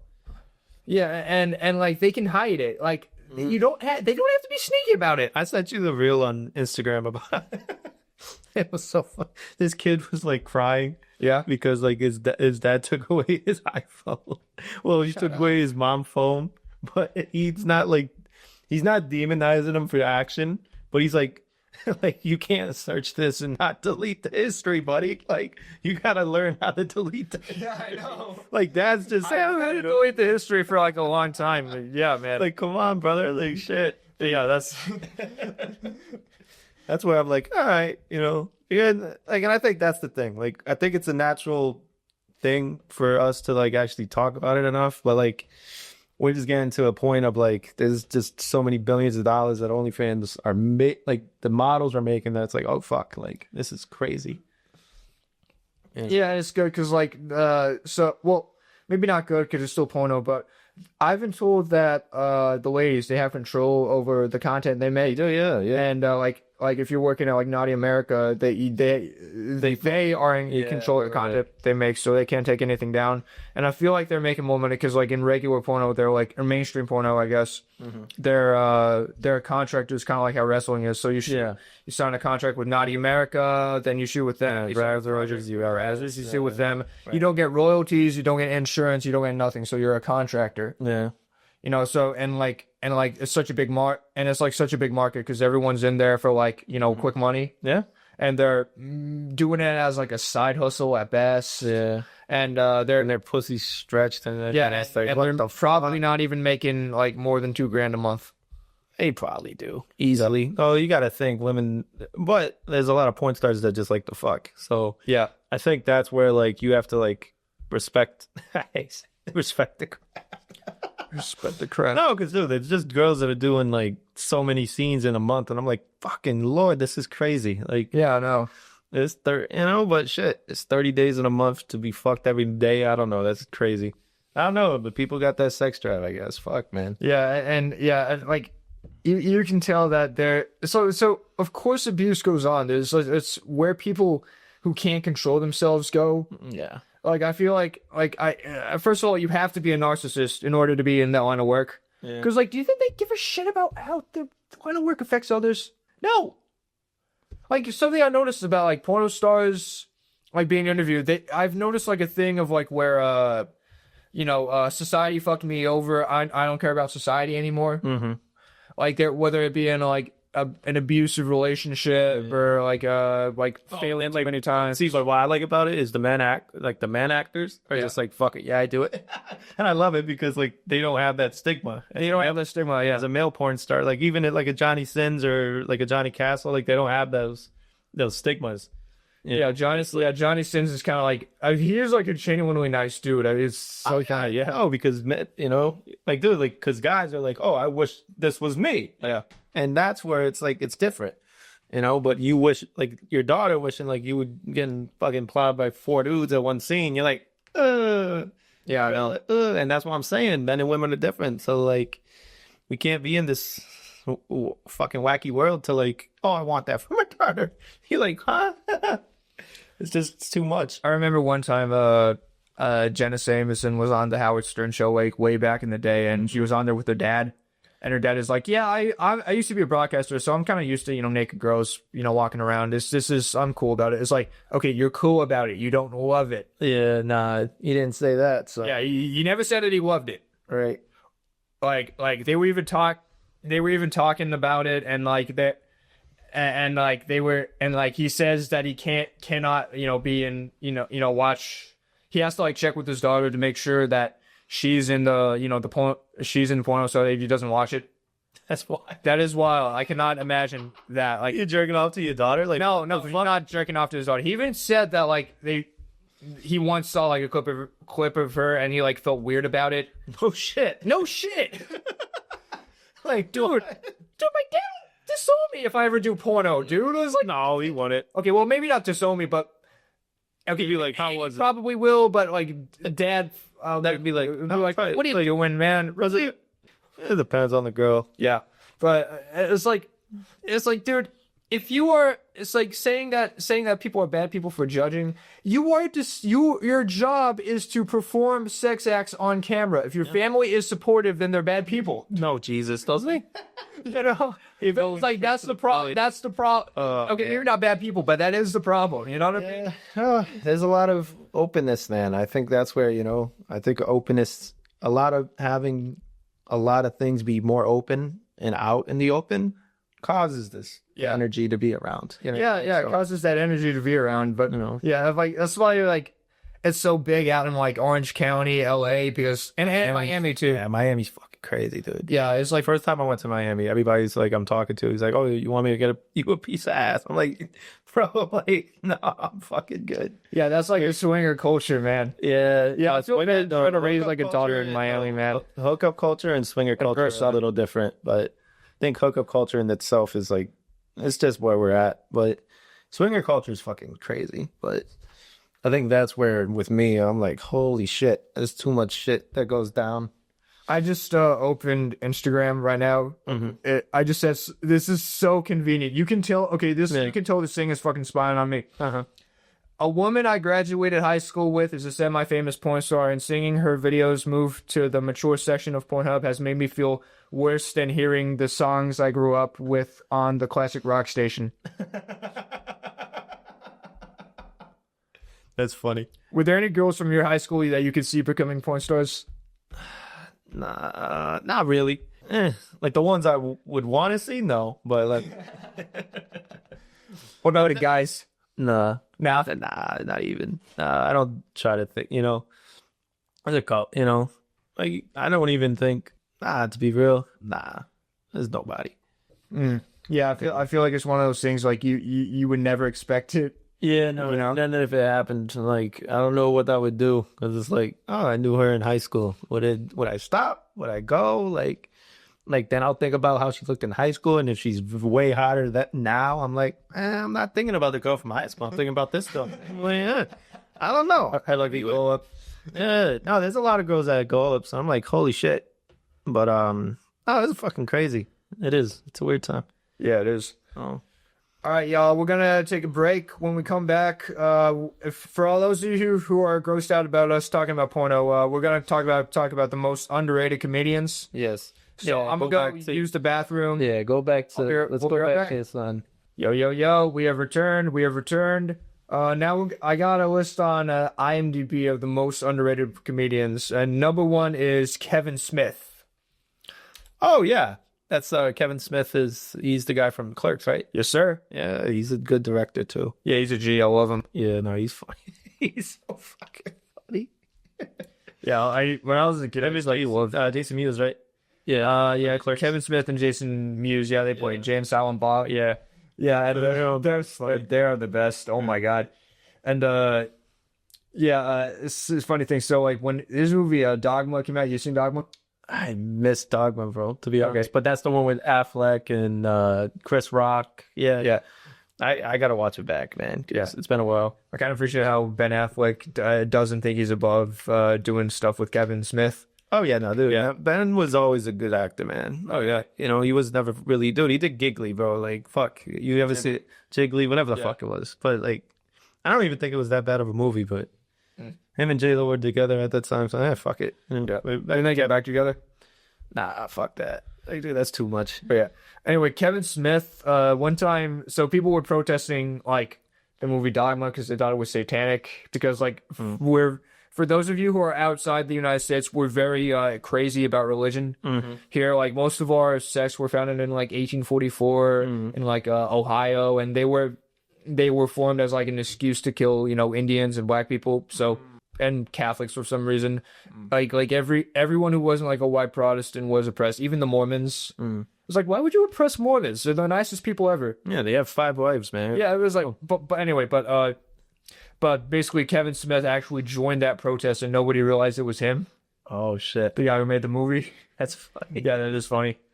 Yeah, and I kind of admire Kevin Smith's filmmaking too because like he's good work.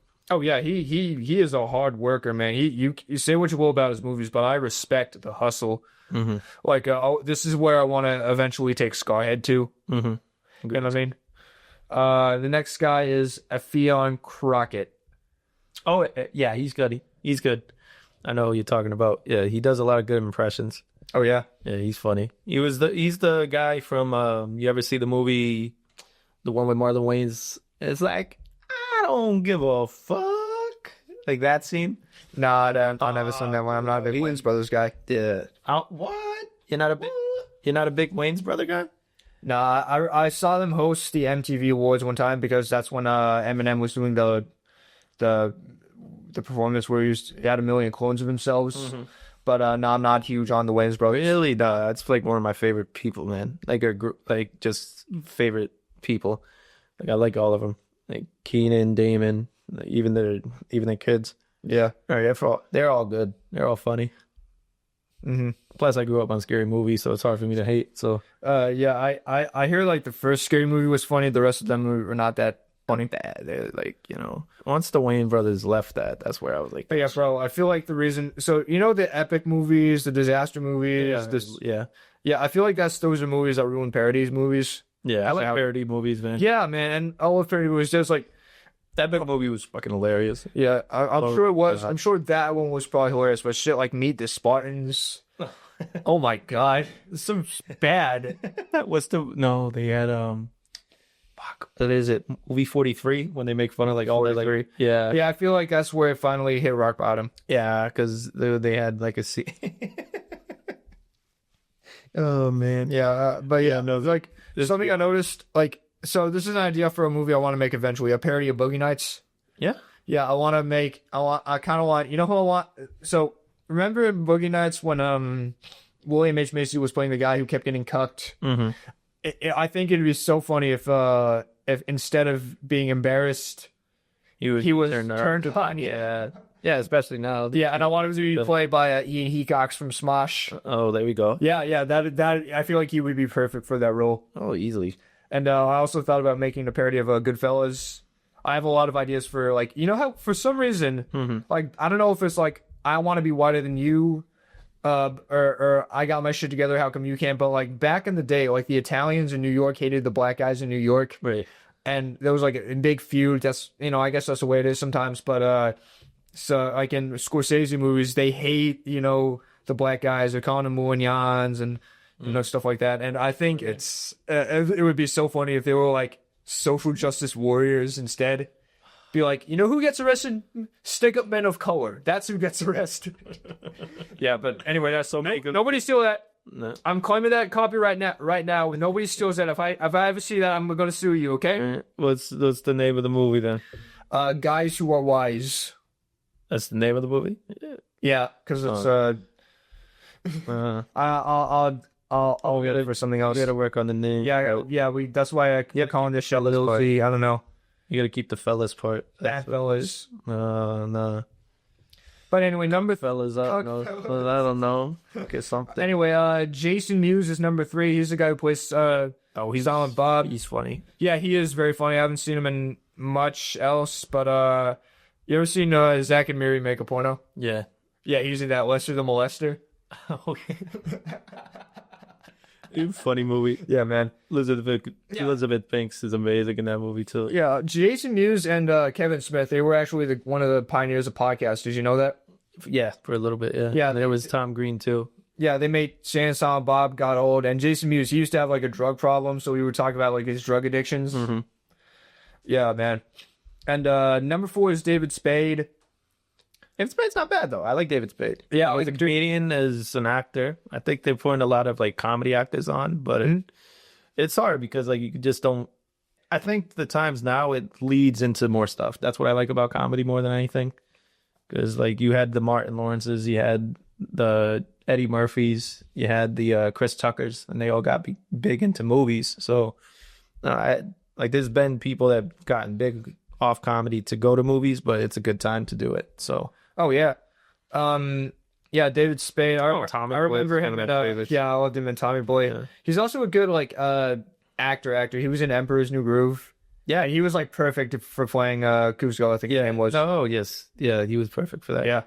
And then you had the other guy, Patrick Waterford, that voices Joe. I loved Gronk. You know, it's like and they ended up making a show together. Fuck, what's the name of the show though? It was a comedy. It was Rules of Engagement. Mm-hmm. Yes, that was funny. I love Spade. I think Spade's funny. My mom used to like him too. Yeah.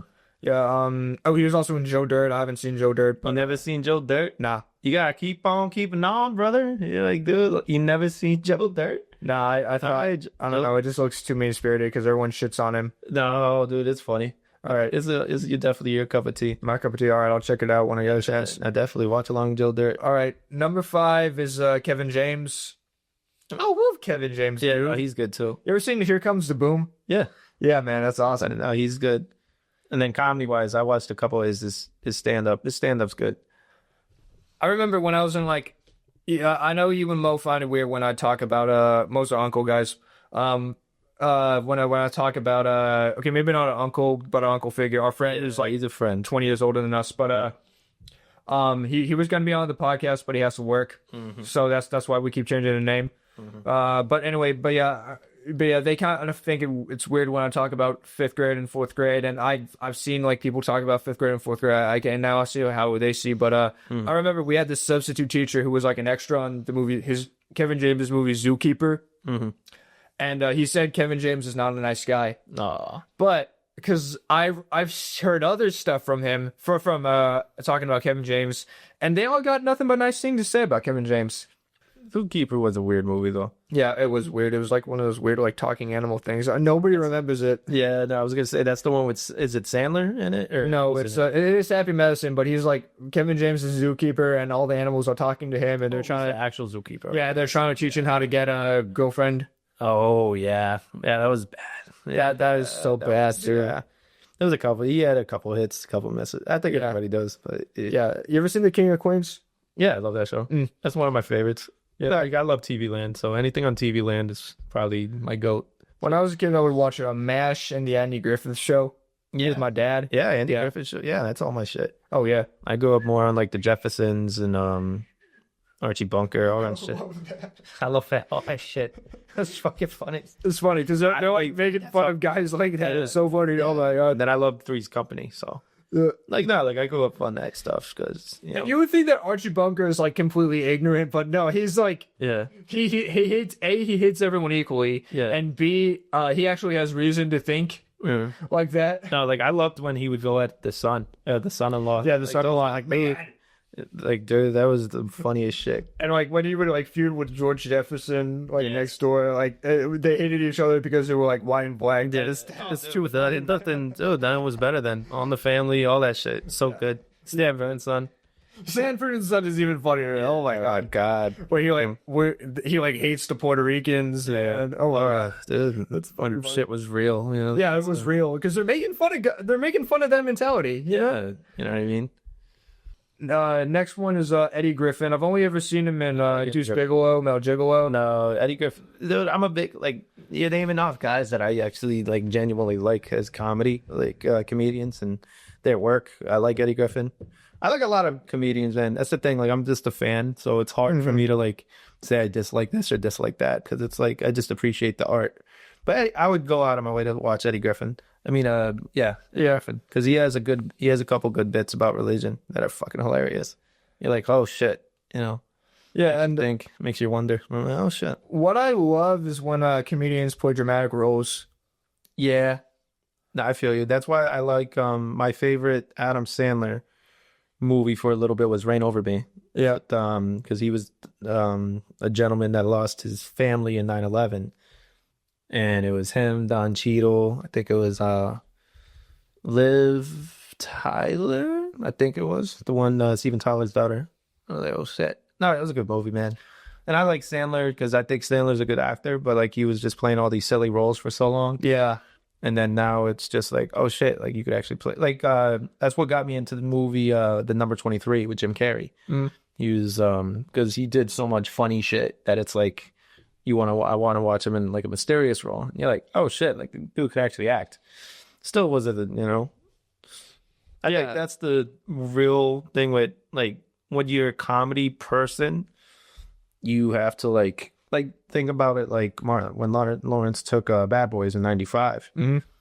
I knew Martin as a funny fucker, like dude, like, and I wasn't even born, but like it's just like you look at that and it's like, oh shit, like he can act. And I think that's where, you know what I mean, like. I think comedian to actor is such a perfect thing because it's an actual, with comedy, and with stand-up, you actually get to travel the country. You get to see how many walks of life there are in this world. You know what I mean? So you actually get to like read people, read the room, read the audience. You know what I mean? So it's like a perfect segue into just like transforming yourself into an actor or doing a character work. You know what I mean? So it's perfect for that then. Yeah, I know. And sorry, I was looking at Facebook for a minute. Chris Rock, he was in this movie New Jack City where he plays a crackhead. You know how Dave Chappelle is like funny? Yeah. Well, this wasn't funny. This was supposed to be like sad. Yeah. Is this the one where like he asks for like one rib for like 50 cents and he takes out like $100 and you're like, what the fuck? Like, I don't know, but he's been in a couple roles where he played crackheads though. Yeah. Like, dude, because he was getting a lot. My favorite Rock besides comedy, like my Chris Rock role that he did was probably Lethal Weapon 4, though. Oh, yeah? Yeah, he was fucking hilarious. Because he made it was like lighthearted, you know what I mean? Oh, yeah. You know? I've noticed that the first two Lethal Weapons are like badass, but third and fourth they kind of made it. No, because like you had to, you know what I mean? Like they did so much badass shit. And Mel Gibson was like, those two together were amazing. So, oh, yeah. You know? Like, I think Lethal Weapon's one of my favorite, like, action like series, you know, and it's good. What do you think of Rush Hour with Chris Tucker? Love it. Yeah, I'm a big Chris Tucker fan too. So yeah, and Jackie Chan. Yeah, Jackie Chan's fucking G, dude. I have to like him because I'm Asian, but fuck, like he's fucking, he's good. Yeah, he is new. What did you think about the remake of Karate Kid with him? I didn't see that. I saw the first one, The original one, right? the original one. With Maggio and Ralph Macchio. And Machio. You know the guy that played what's the name? No, look him up. But Pat Moridi, I think. Yeah. He was a fucking comedian. Or like he was friends with Richard Pryor and friends with all these guys, and it's fucking crazy that he played such a like good serious role. Even though He was on MASH. Yeah. Shit. Okay. I didn't know that. Man, dude, he was a cool motherfucker, man. He was Ah Chu in Sanford and Son. Yeah, that's what I'm saying. Like, dude, like you hear that, like, oh shit, like he played such a serious role, Mr. Miyagi, and you're like, holy crap.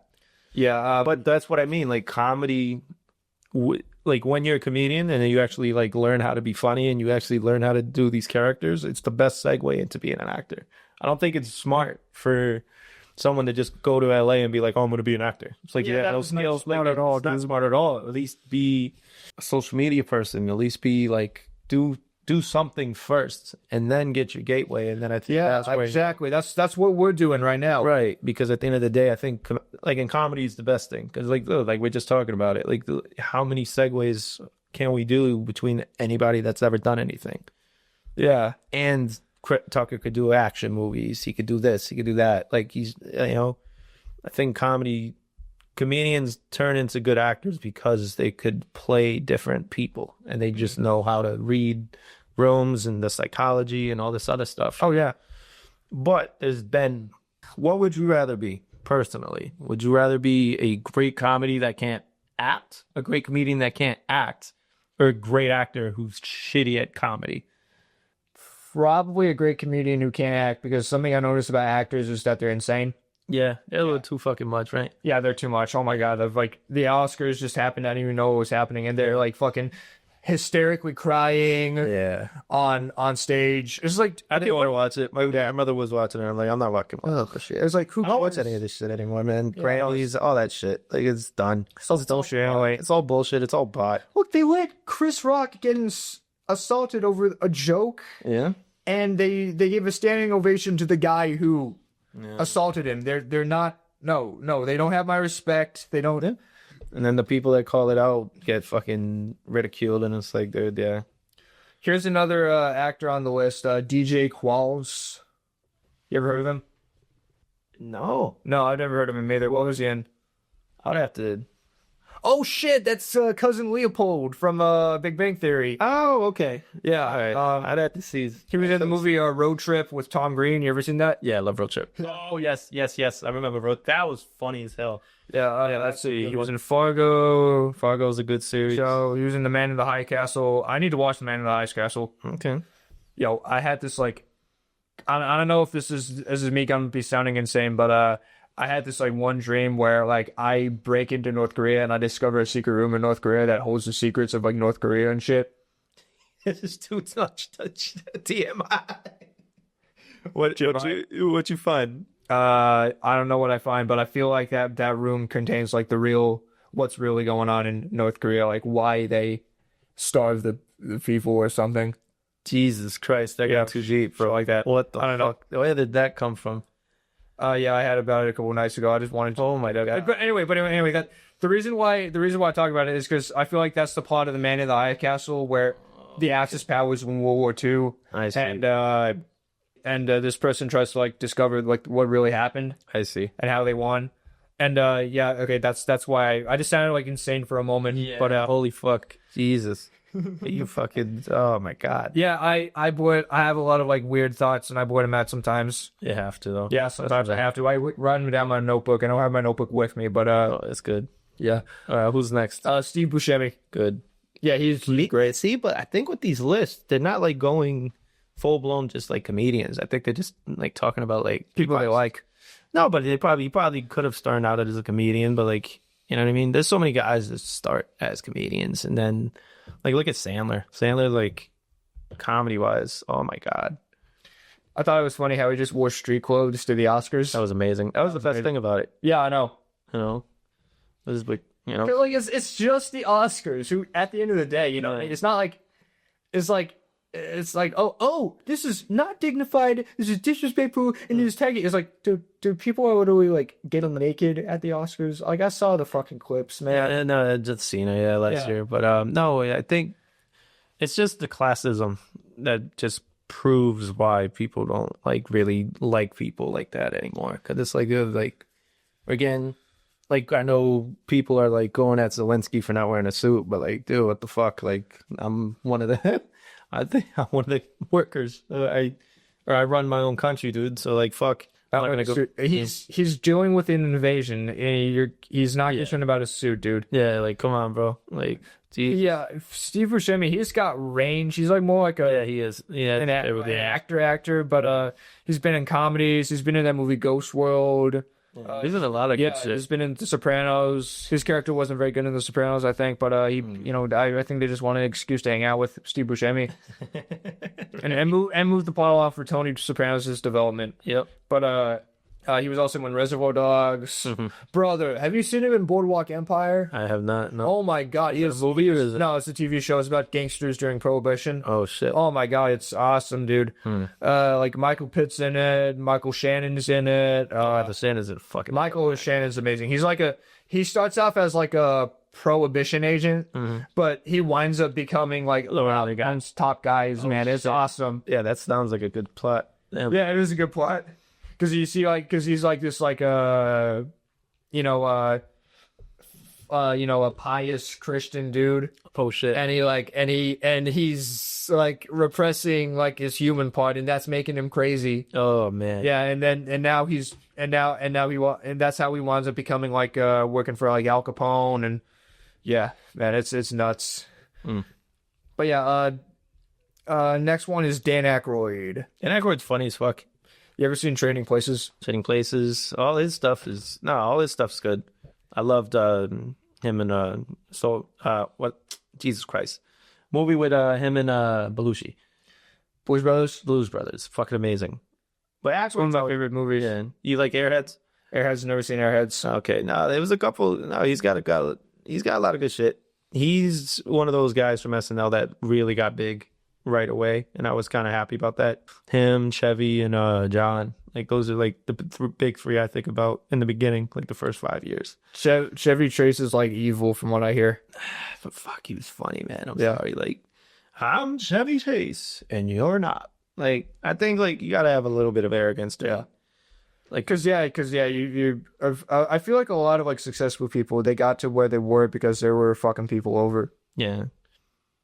You know, but you have to reach a certain level of like actually like just being good. Like, I just think they're good people, but you have to reach a level of like, it's tough. It's like, dude, like we're such in a money hungry fucking time right now. Oh yeah. So that's where like it kills me, because I'm like, dude, like it's business, it's this, it's that, and it's like, no, man, like fucking treat people what you want to be treated too, you know, you cocksucker. Like, what the fuck? What do you think of Ghostbusters? Good. Yeah, Bill Murray. Yeah. Bill Murray. Yeah, he was on Rogan recently. Did you hear? Yeah, I watched the clips. I was like, dude, he thinks he's at like a lecture or some shit. It's funny. Yeah, but he's himself. So. Oh yeah. Next one is Nick Swardson. He gets a lot of roles because of his thing with Sandler. Yeah, it's like a little friends with Adam Sandler effect. A little weird, but you know, I'd rather see clips of him rather than watch a whole special though. He was in Grandma's Boy, The Benchwarmers, and Just Go With It. Yeah, he's like a Sandler guy. Oh my god. No, he's you know, yeah, he has his days. He was also in Jack and Jill. Yeah, not the best. Not a good movie, dude. Yeah. You ever seen? He was also in Reno 911. You ever seen? Yeah. No, you know Reno 911. No, Reno 911 was hilarious. I feel like that's what The Office is trying to be, dude. What? Reno 911. No, but they were on Comedy Central, so it's like you reach a certain. Like, I feel like The Office was kind of like limited because if it couldn't have been like because it was on Fox, right? No, it's on Fox. It's going to be like at most like TV 14. So like you can't really like sometimes like shows like I think The Office is great regardless, but you don't want to.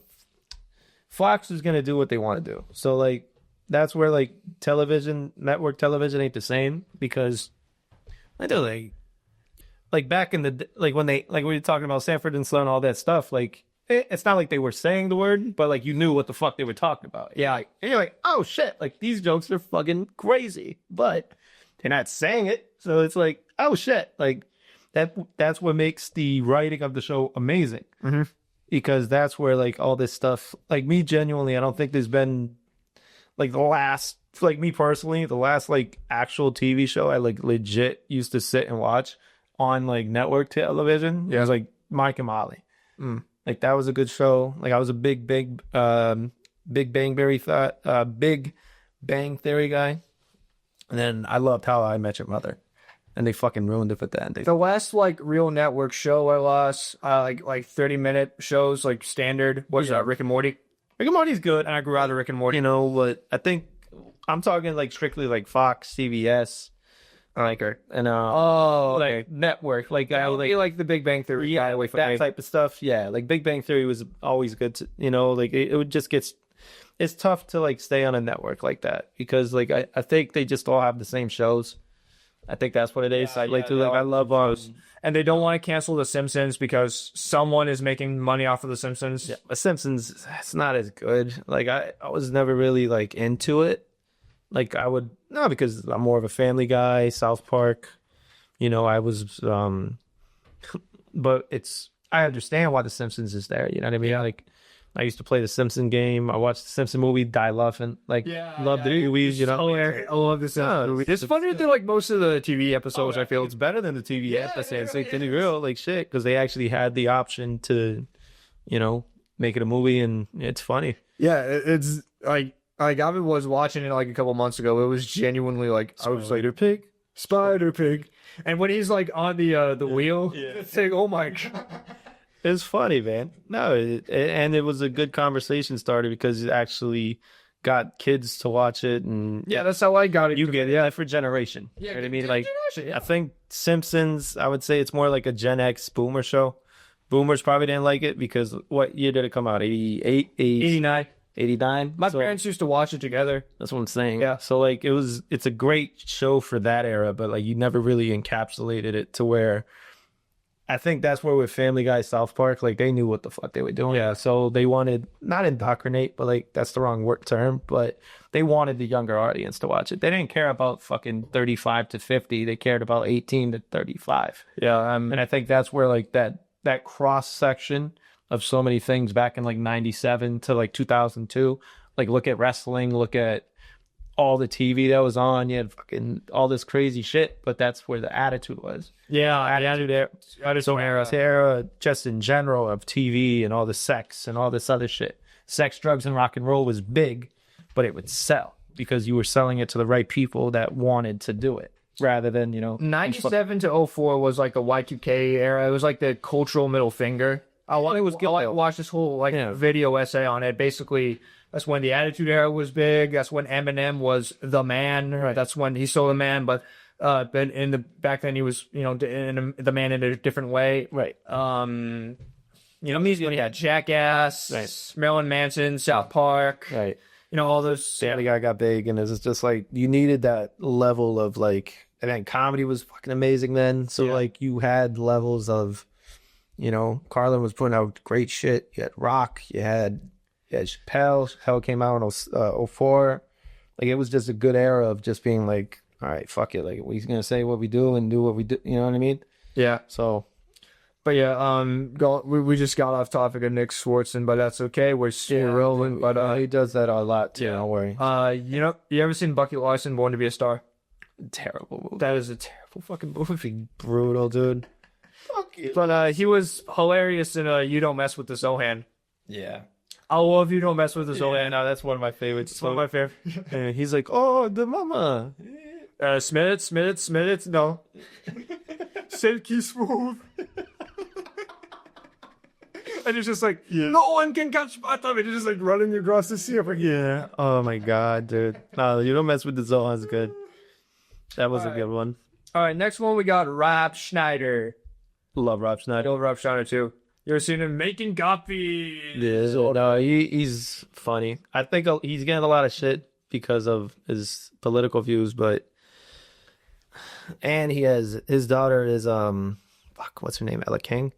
El King, yeah. Yeah, El King. Yeah, she's fucking great musician. So, I know they're not talking because God forbid of everything, but I think that's life. So, Because he's conservative, right? yeah, he has that type of stuff. But I think, hey, okay, if you're gonna let politics divide you, I feel like that's kind of a sign that I'm not getting anyone's business, but I feel like that's kind of a sign that you're not a united family. yeah, Because when someone disagrees with you on that just means they see something you don't, and I feel like that's something a lot of people don't understand. mm-hmm. Yeah. But yeah, Rob Schneider is funny. He does a lot of all of his cameos in movies. Man. Yeah, he was always good in the cameo. Oh yeah. He's like, You can do it. you can do it. Oh no, and then you have Philly hip hop Colorado's. No, yeah, and he's good because he could play a lot of different roles. Because I think what's his ethnicity? I think Jewish and Filipino. fucking great mix. Yeah. And then he had one of his bits I like is one of his, it's like a newer special, probably came out 3 to 5 years ago, but he had a special and he's talking about his daughter wearing diapers and she's he talked to him, she's talking to him in Spanish and talking to him in English, and he's like, hey, we're at size yes. They only go to size 7. If you're smart enough to tell me in 2 fucking languages, you gotta get on that fucking toilet. Come on. Yeah, that was just seen that, but I saw soy sauce in the Holocaust bit. Oh God. That was a special on Netflix, and I watched it when I was in high school. Mm-hmm. I think he's a guy that I like the way he carries. So it's just it flows well. I think flow in comedy is my favorite thing because I think we sometimes even with us how we riff and I like riffing and I like doing that, but it's just more of when you get me back and we know what we're talking about, it's good. Yeah. So, but yeah, next one is Rob Corddry. oh yeah, I'm sorry, no, not Rob Corddry. He's next after next. Next one is Terry Crews. Terry Crews is good. Terry Crews. Yeah, I seen him and he was the dad in Everybody Hates Chris. Yes. Very funny. He's also kind of the most genuine probably very genuine out of all those actors. Yeah, no, he was very open with his porn addiction too. So yeah. Oh really? Yeah, porn addiction. Yeah, him and his wife, I think they got a divorce. Oh man. Oh, cause dude, that shit's real. I think we have to, that's where we were gonna lead into that last segue, but it's too much. Yeah, I haven't had any desire to watch any porn at all, so I felt like that's good. It's very good.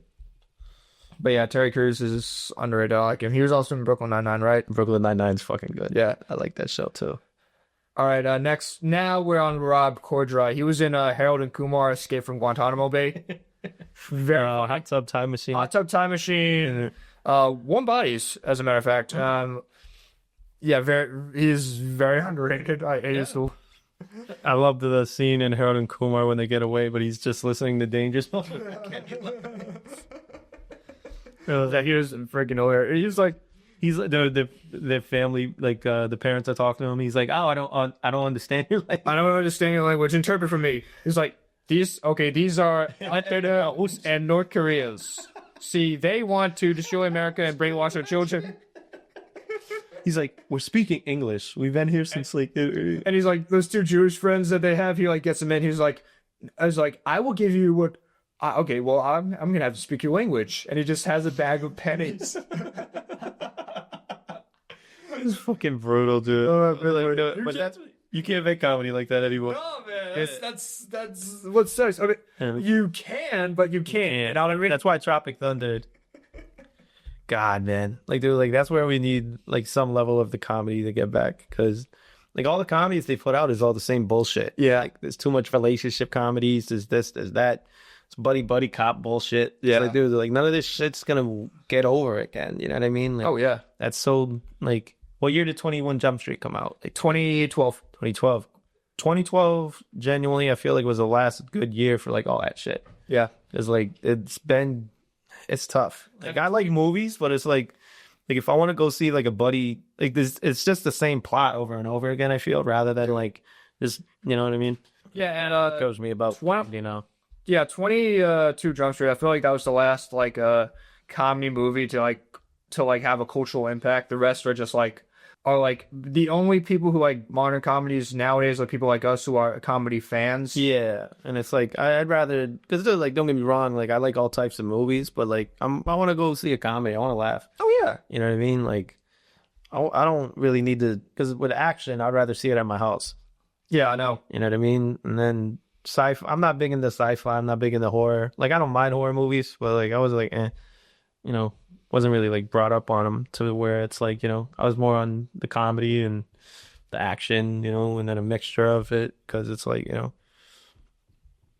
Yeah, it's actually could be real life rather than like just bullshitting me, you know. for sure.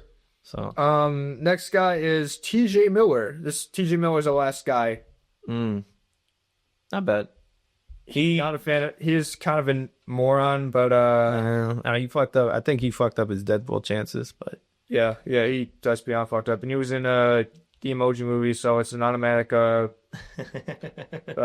know, what's your but who do you? Okay, if there's three, if you were able to perform in 3 cities in the country that you feel like are probably the best cities for comedians to be, where would you want to go?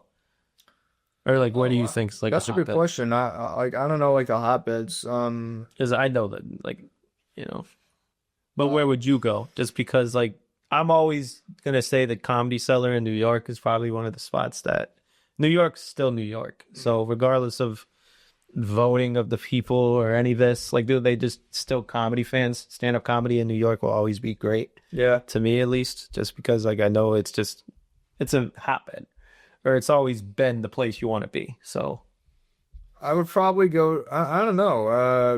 I don't know what the best place. I don't know how to answer that. I don't know what the best places are for comedy. Honestly, like stand-up comedy. stand-up, Yeah, I don't know. really. That's a good question. Maybe probably Boston because Boston started a lot of the shit, though. Like, oh yeah, Tanny and I went to go see that Lucas Zonic guy, and we saw like a big wall of people who were on the, you know, at the club. Yeah. And yeah. So we were like, hey, this saw a lot of people. well, Boston has a good, they had a great scene before like Rogan even started. Oh, yeah. So Probably Detroit because I'm a juggalo. just don't get shot. Yeah. Don't get shot. Y'all go to a nice part. Don't worry. Yeah. And Orange County because I want to, you know. They have the Laugh Factory, you know, in Hollywood. Oh, really? Laugh Factory is no. I used to watch a lot of Laugh Factory stuff, so Laugh Factory is great. These are there. You know what Laugh Factory reminds of? What? The Michael Richards freak out. Oh, Kramer. He's like, when I see this, Chappelle had a bit. He's like, when I see this backdrop, I just think about Kramer fucking up. Like, Yeah, like I was like, dude, oh man, dude, do you think he hasn't really done much since that happened, man? he can't. Like, that's Dude, you what's cannot come back from that. Oh my god. like. There's a lot of things. A lot of people do dumb shit, but fuck, like Mike, and he's such a. Kramer's one of like the top 10 like most influential things on television. You know what I mean? So Oh yeah. like Kramer was fucking funny as hell. Like Seinfeld in itself was amazing, but Kramer, like, it was George, it was Kramer, it was like the show was one of the best shows because everybody worked together, and I think that's where like we're never gonna get that again. Yeah, We personally, that's like what got me like my last. Well, I loved 2.5 Men too, so but then you just knew Charlie Sheen was the fucking star, so it's like. Yeah. And that's where, like, I think with television, TV, especially TV shows, it's hard to, like, come by where, like, everybody is just on the same page now. Because it's like even Friends, they were all making the same amount of money. Like, that's, you know what I mean? You know, $1 million episode. It's like, holy shit, it's one of the biggest fucking TV shows of all time. Like, to me, a little, like, I don't mind it, but, you know, not saying it's overrated or underrated, but it's just more of like, it was a big fucking show for a reason. So, Oh yeah. you know, and I think that's where we have to have that conversation. But Yeah, something I noticed about like trying to separate yourself from the crowd is you know, you got to create your own market. So I'm thinking if and when we go bigger, because like what I'm planning to do, I'm gonna work on like TCP/IP when I graduate, and I'm gonna save up money. yeah, good. So you know, to take legitimate stuff, and what I kind of want to do is I want to go to you know, go to as many cities as we can and network. Yeah, of course. That's what ICP did back in the day. Of course. Yeah, dude, that is what I want to do. Don't ask her on a straight tequila night. But yeah, do you think if the Laugh Factory thing was never filmed, it would have been like an urban legend? Could have been. No, like I like Laugh Factory because of other guys. Like there was like Bill Dawes is fucking great. Like I love a lot of his bits. Used to watch a lot of Tony Rock. He was pretty adamant there. You know, now it's like the new generation of like the Trevor Wallaces, and you know what I mean? Like they're just making their way up. So Laugh Factory is a good spot. I think Hollywood in general is a good spot for comedians because There's plenty to laugh at. Because it's Hollywood and they're all fucking narcissistic weirdos. You know what I'm saying? oh yeah, plus it's good segue if you're an actual comedian, then you can get some work. That's yeah, for sure. It's like, that's why I was going with going into Hollywood right away. I feel like that's just stupid, man. Yeah, no, but like we were talking about the last segue, it was just a segment. It was just you gotta have something there. Like you can't just be like someone that just thinks you're gonna just be the, you know what I mean? Plus you gotta fit a role, you gotta do this, you gotta do that, you know what I mean? So there's a lot of different things that come into it to where it's like, oh shit, like I'm just gonna make it right away. You're not, but you know. All right, y'all. I think that's it for now. We don't really got any more material, so I'm just going to wrap it up. Thank you for joining the Domo and Galarza podcast. That is probably going to change names 5 or 7 more times. We'll see you in the next episode. Thank you.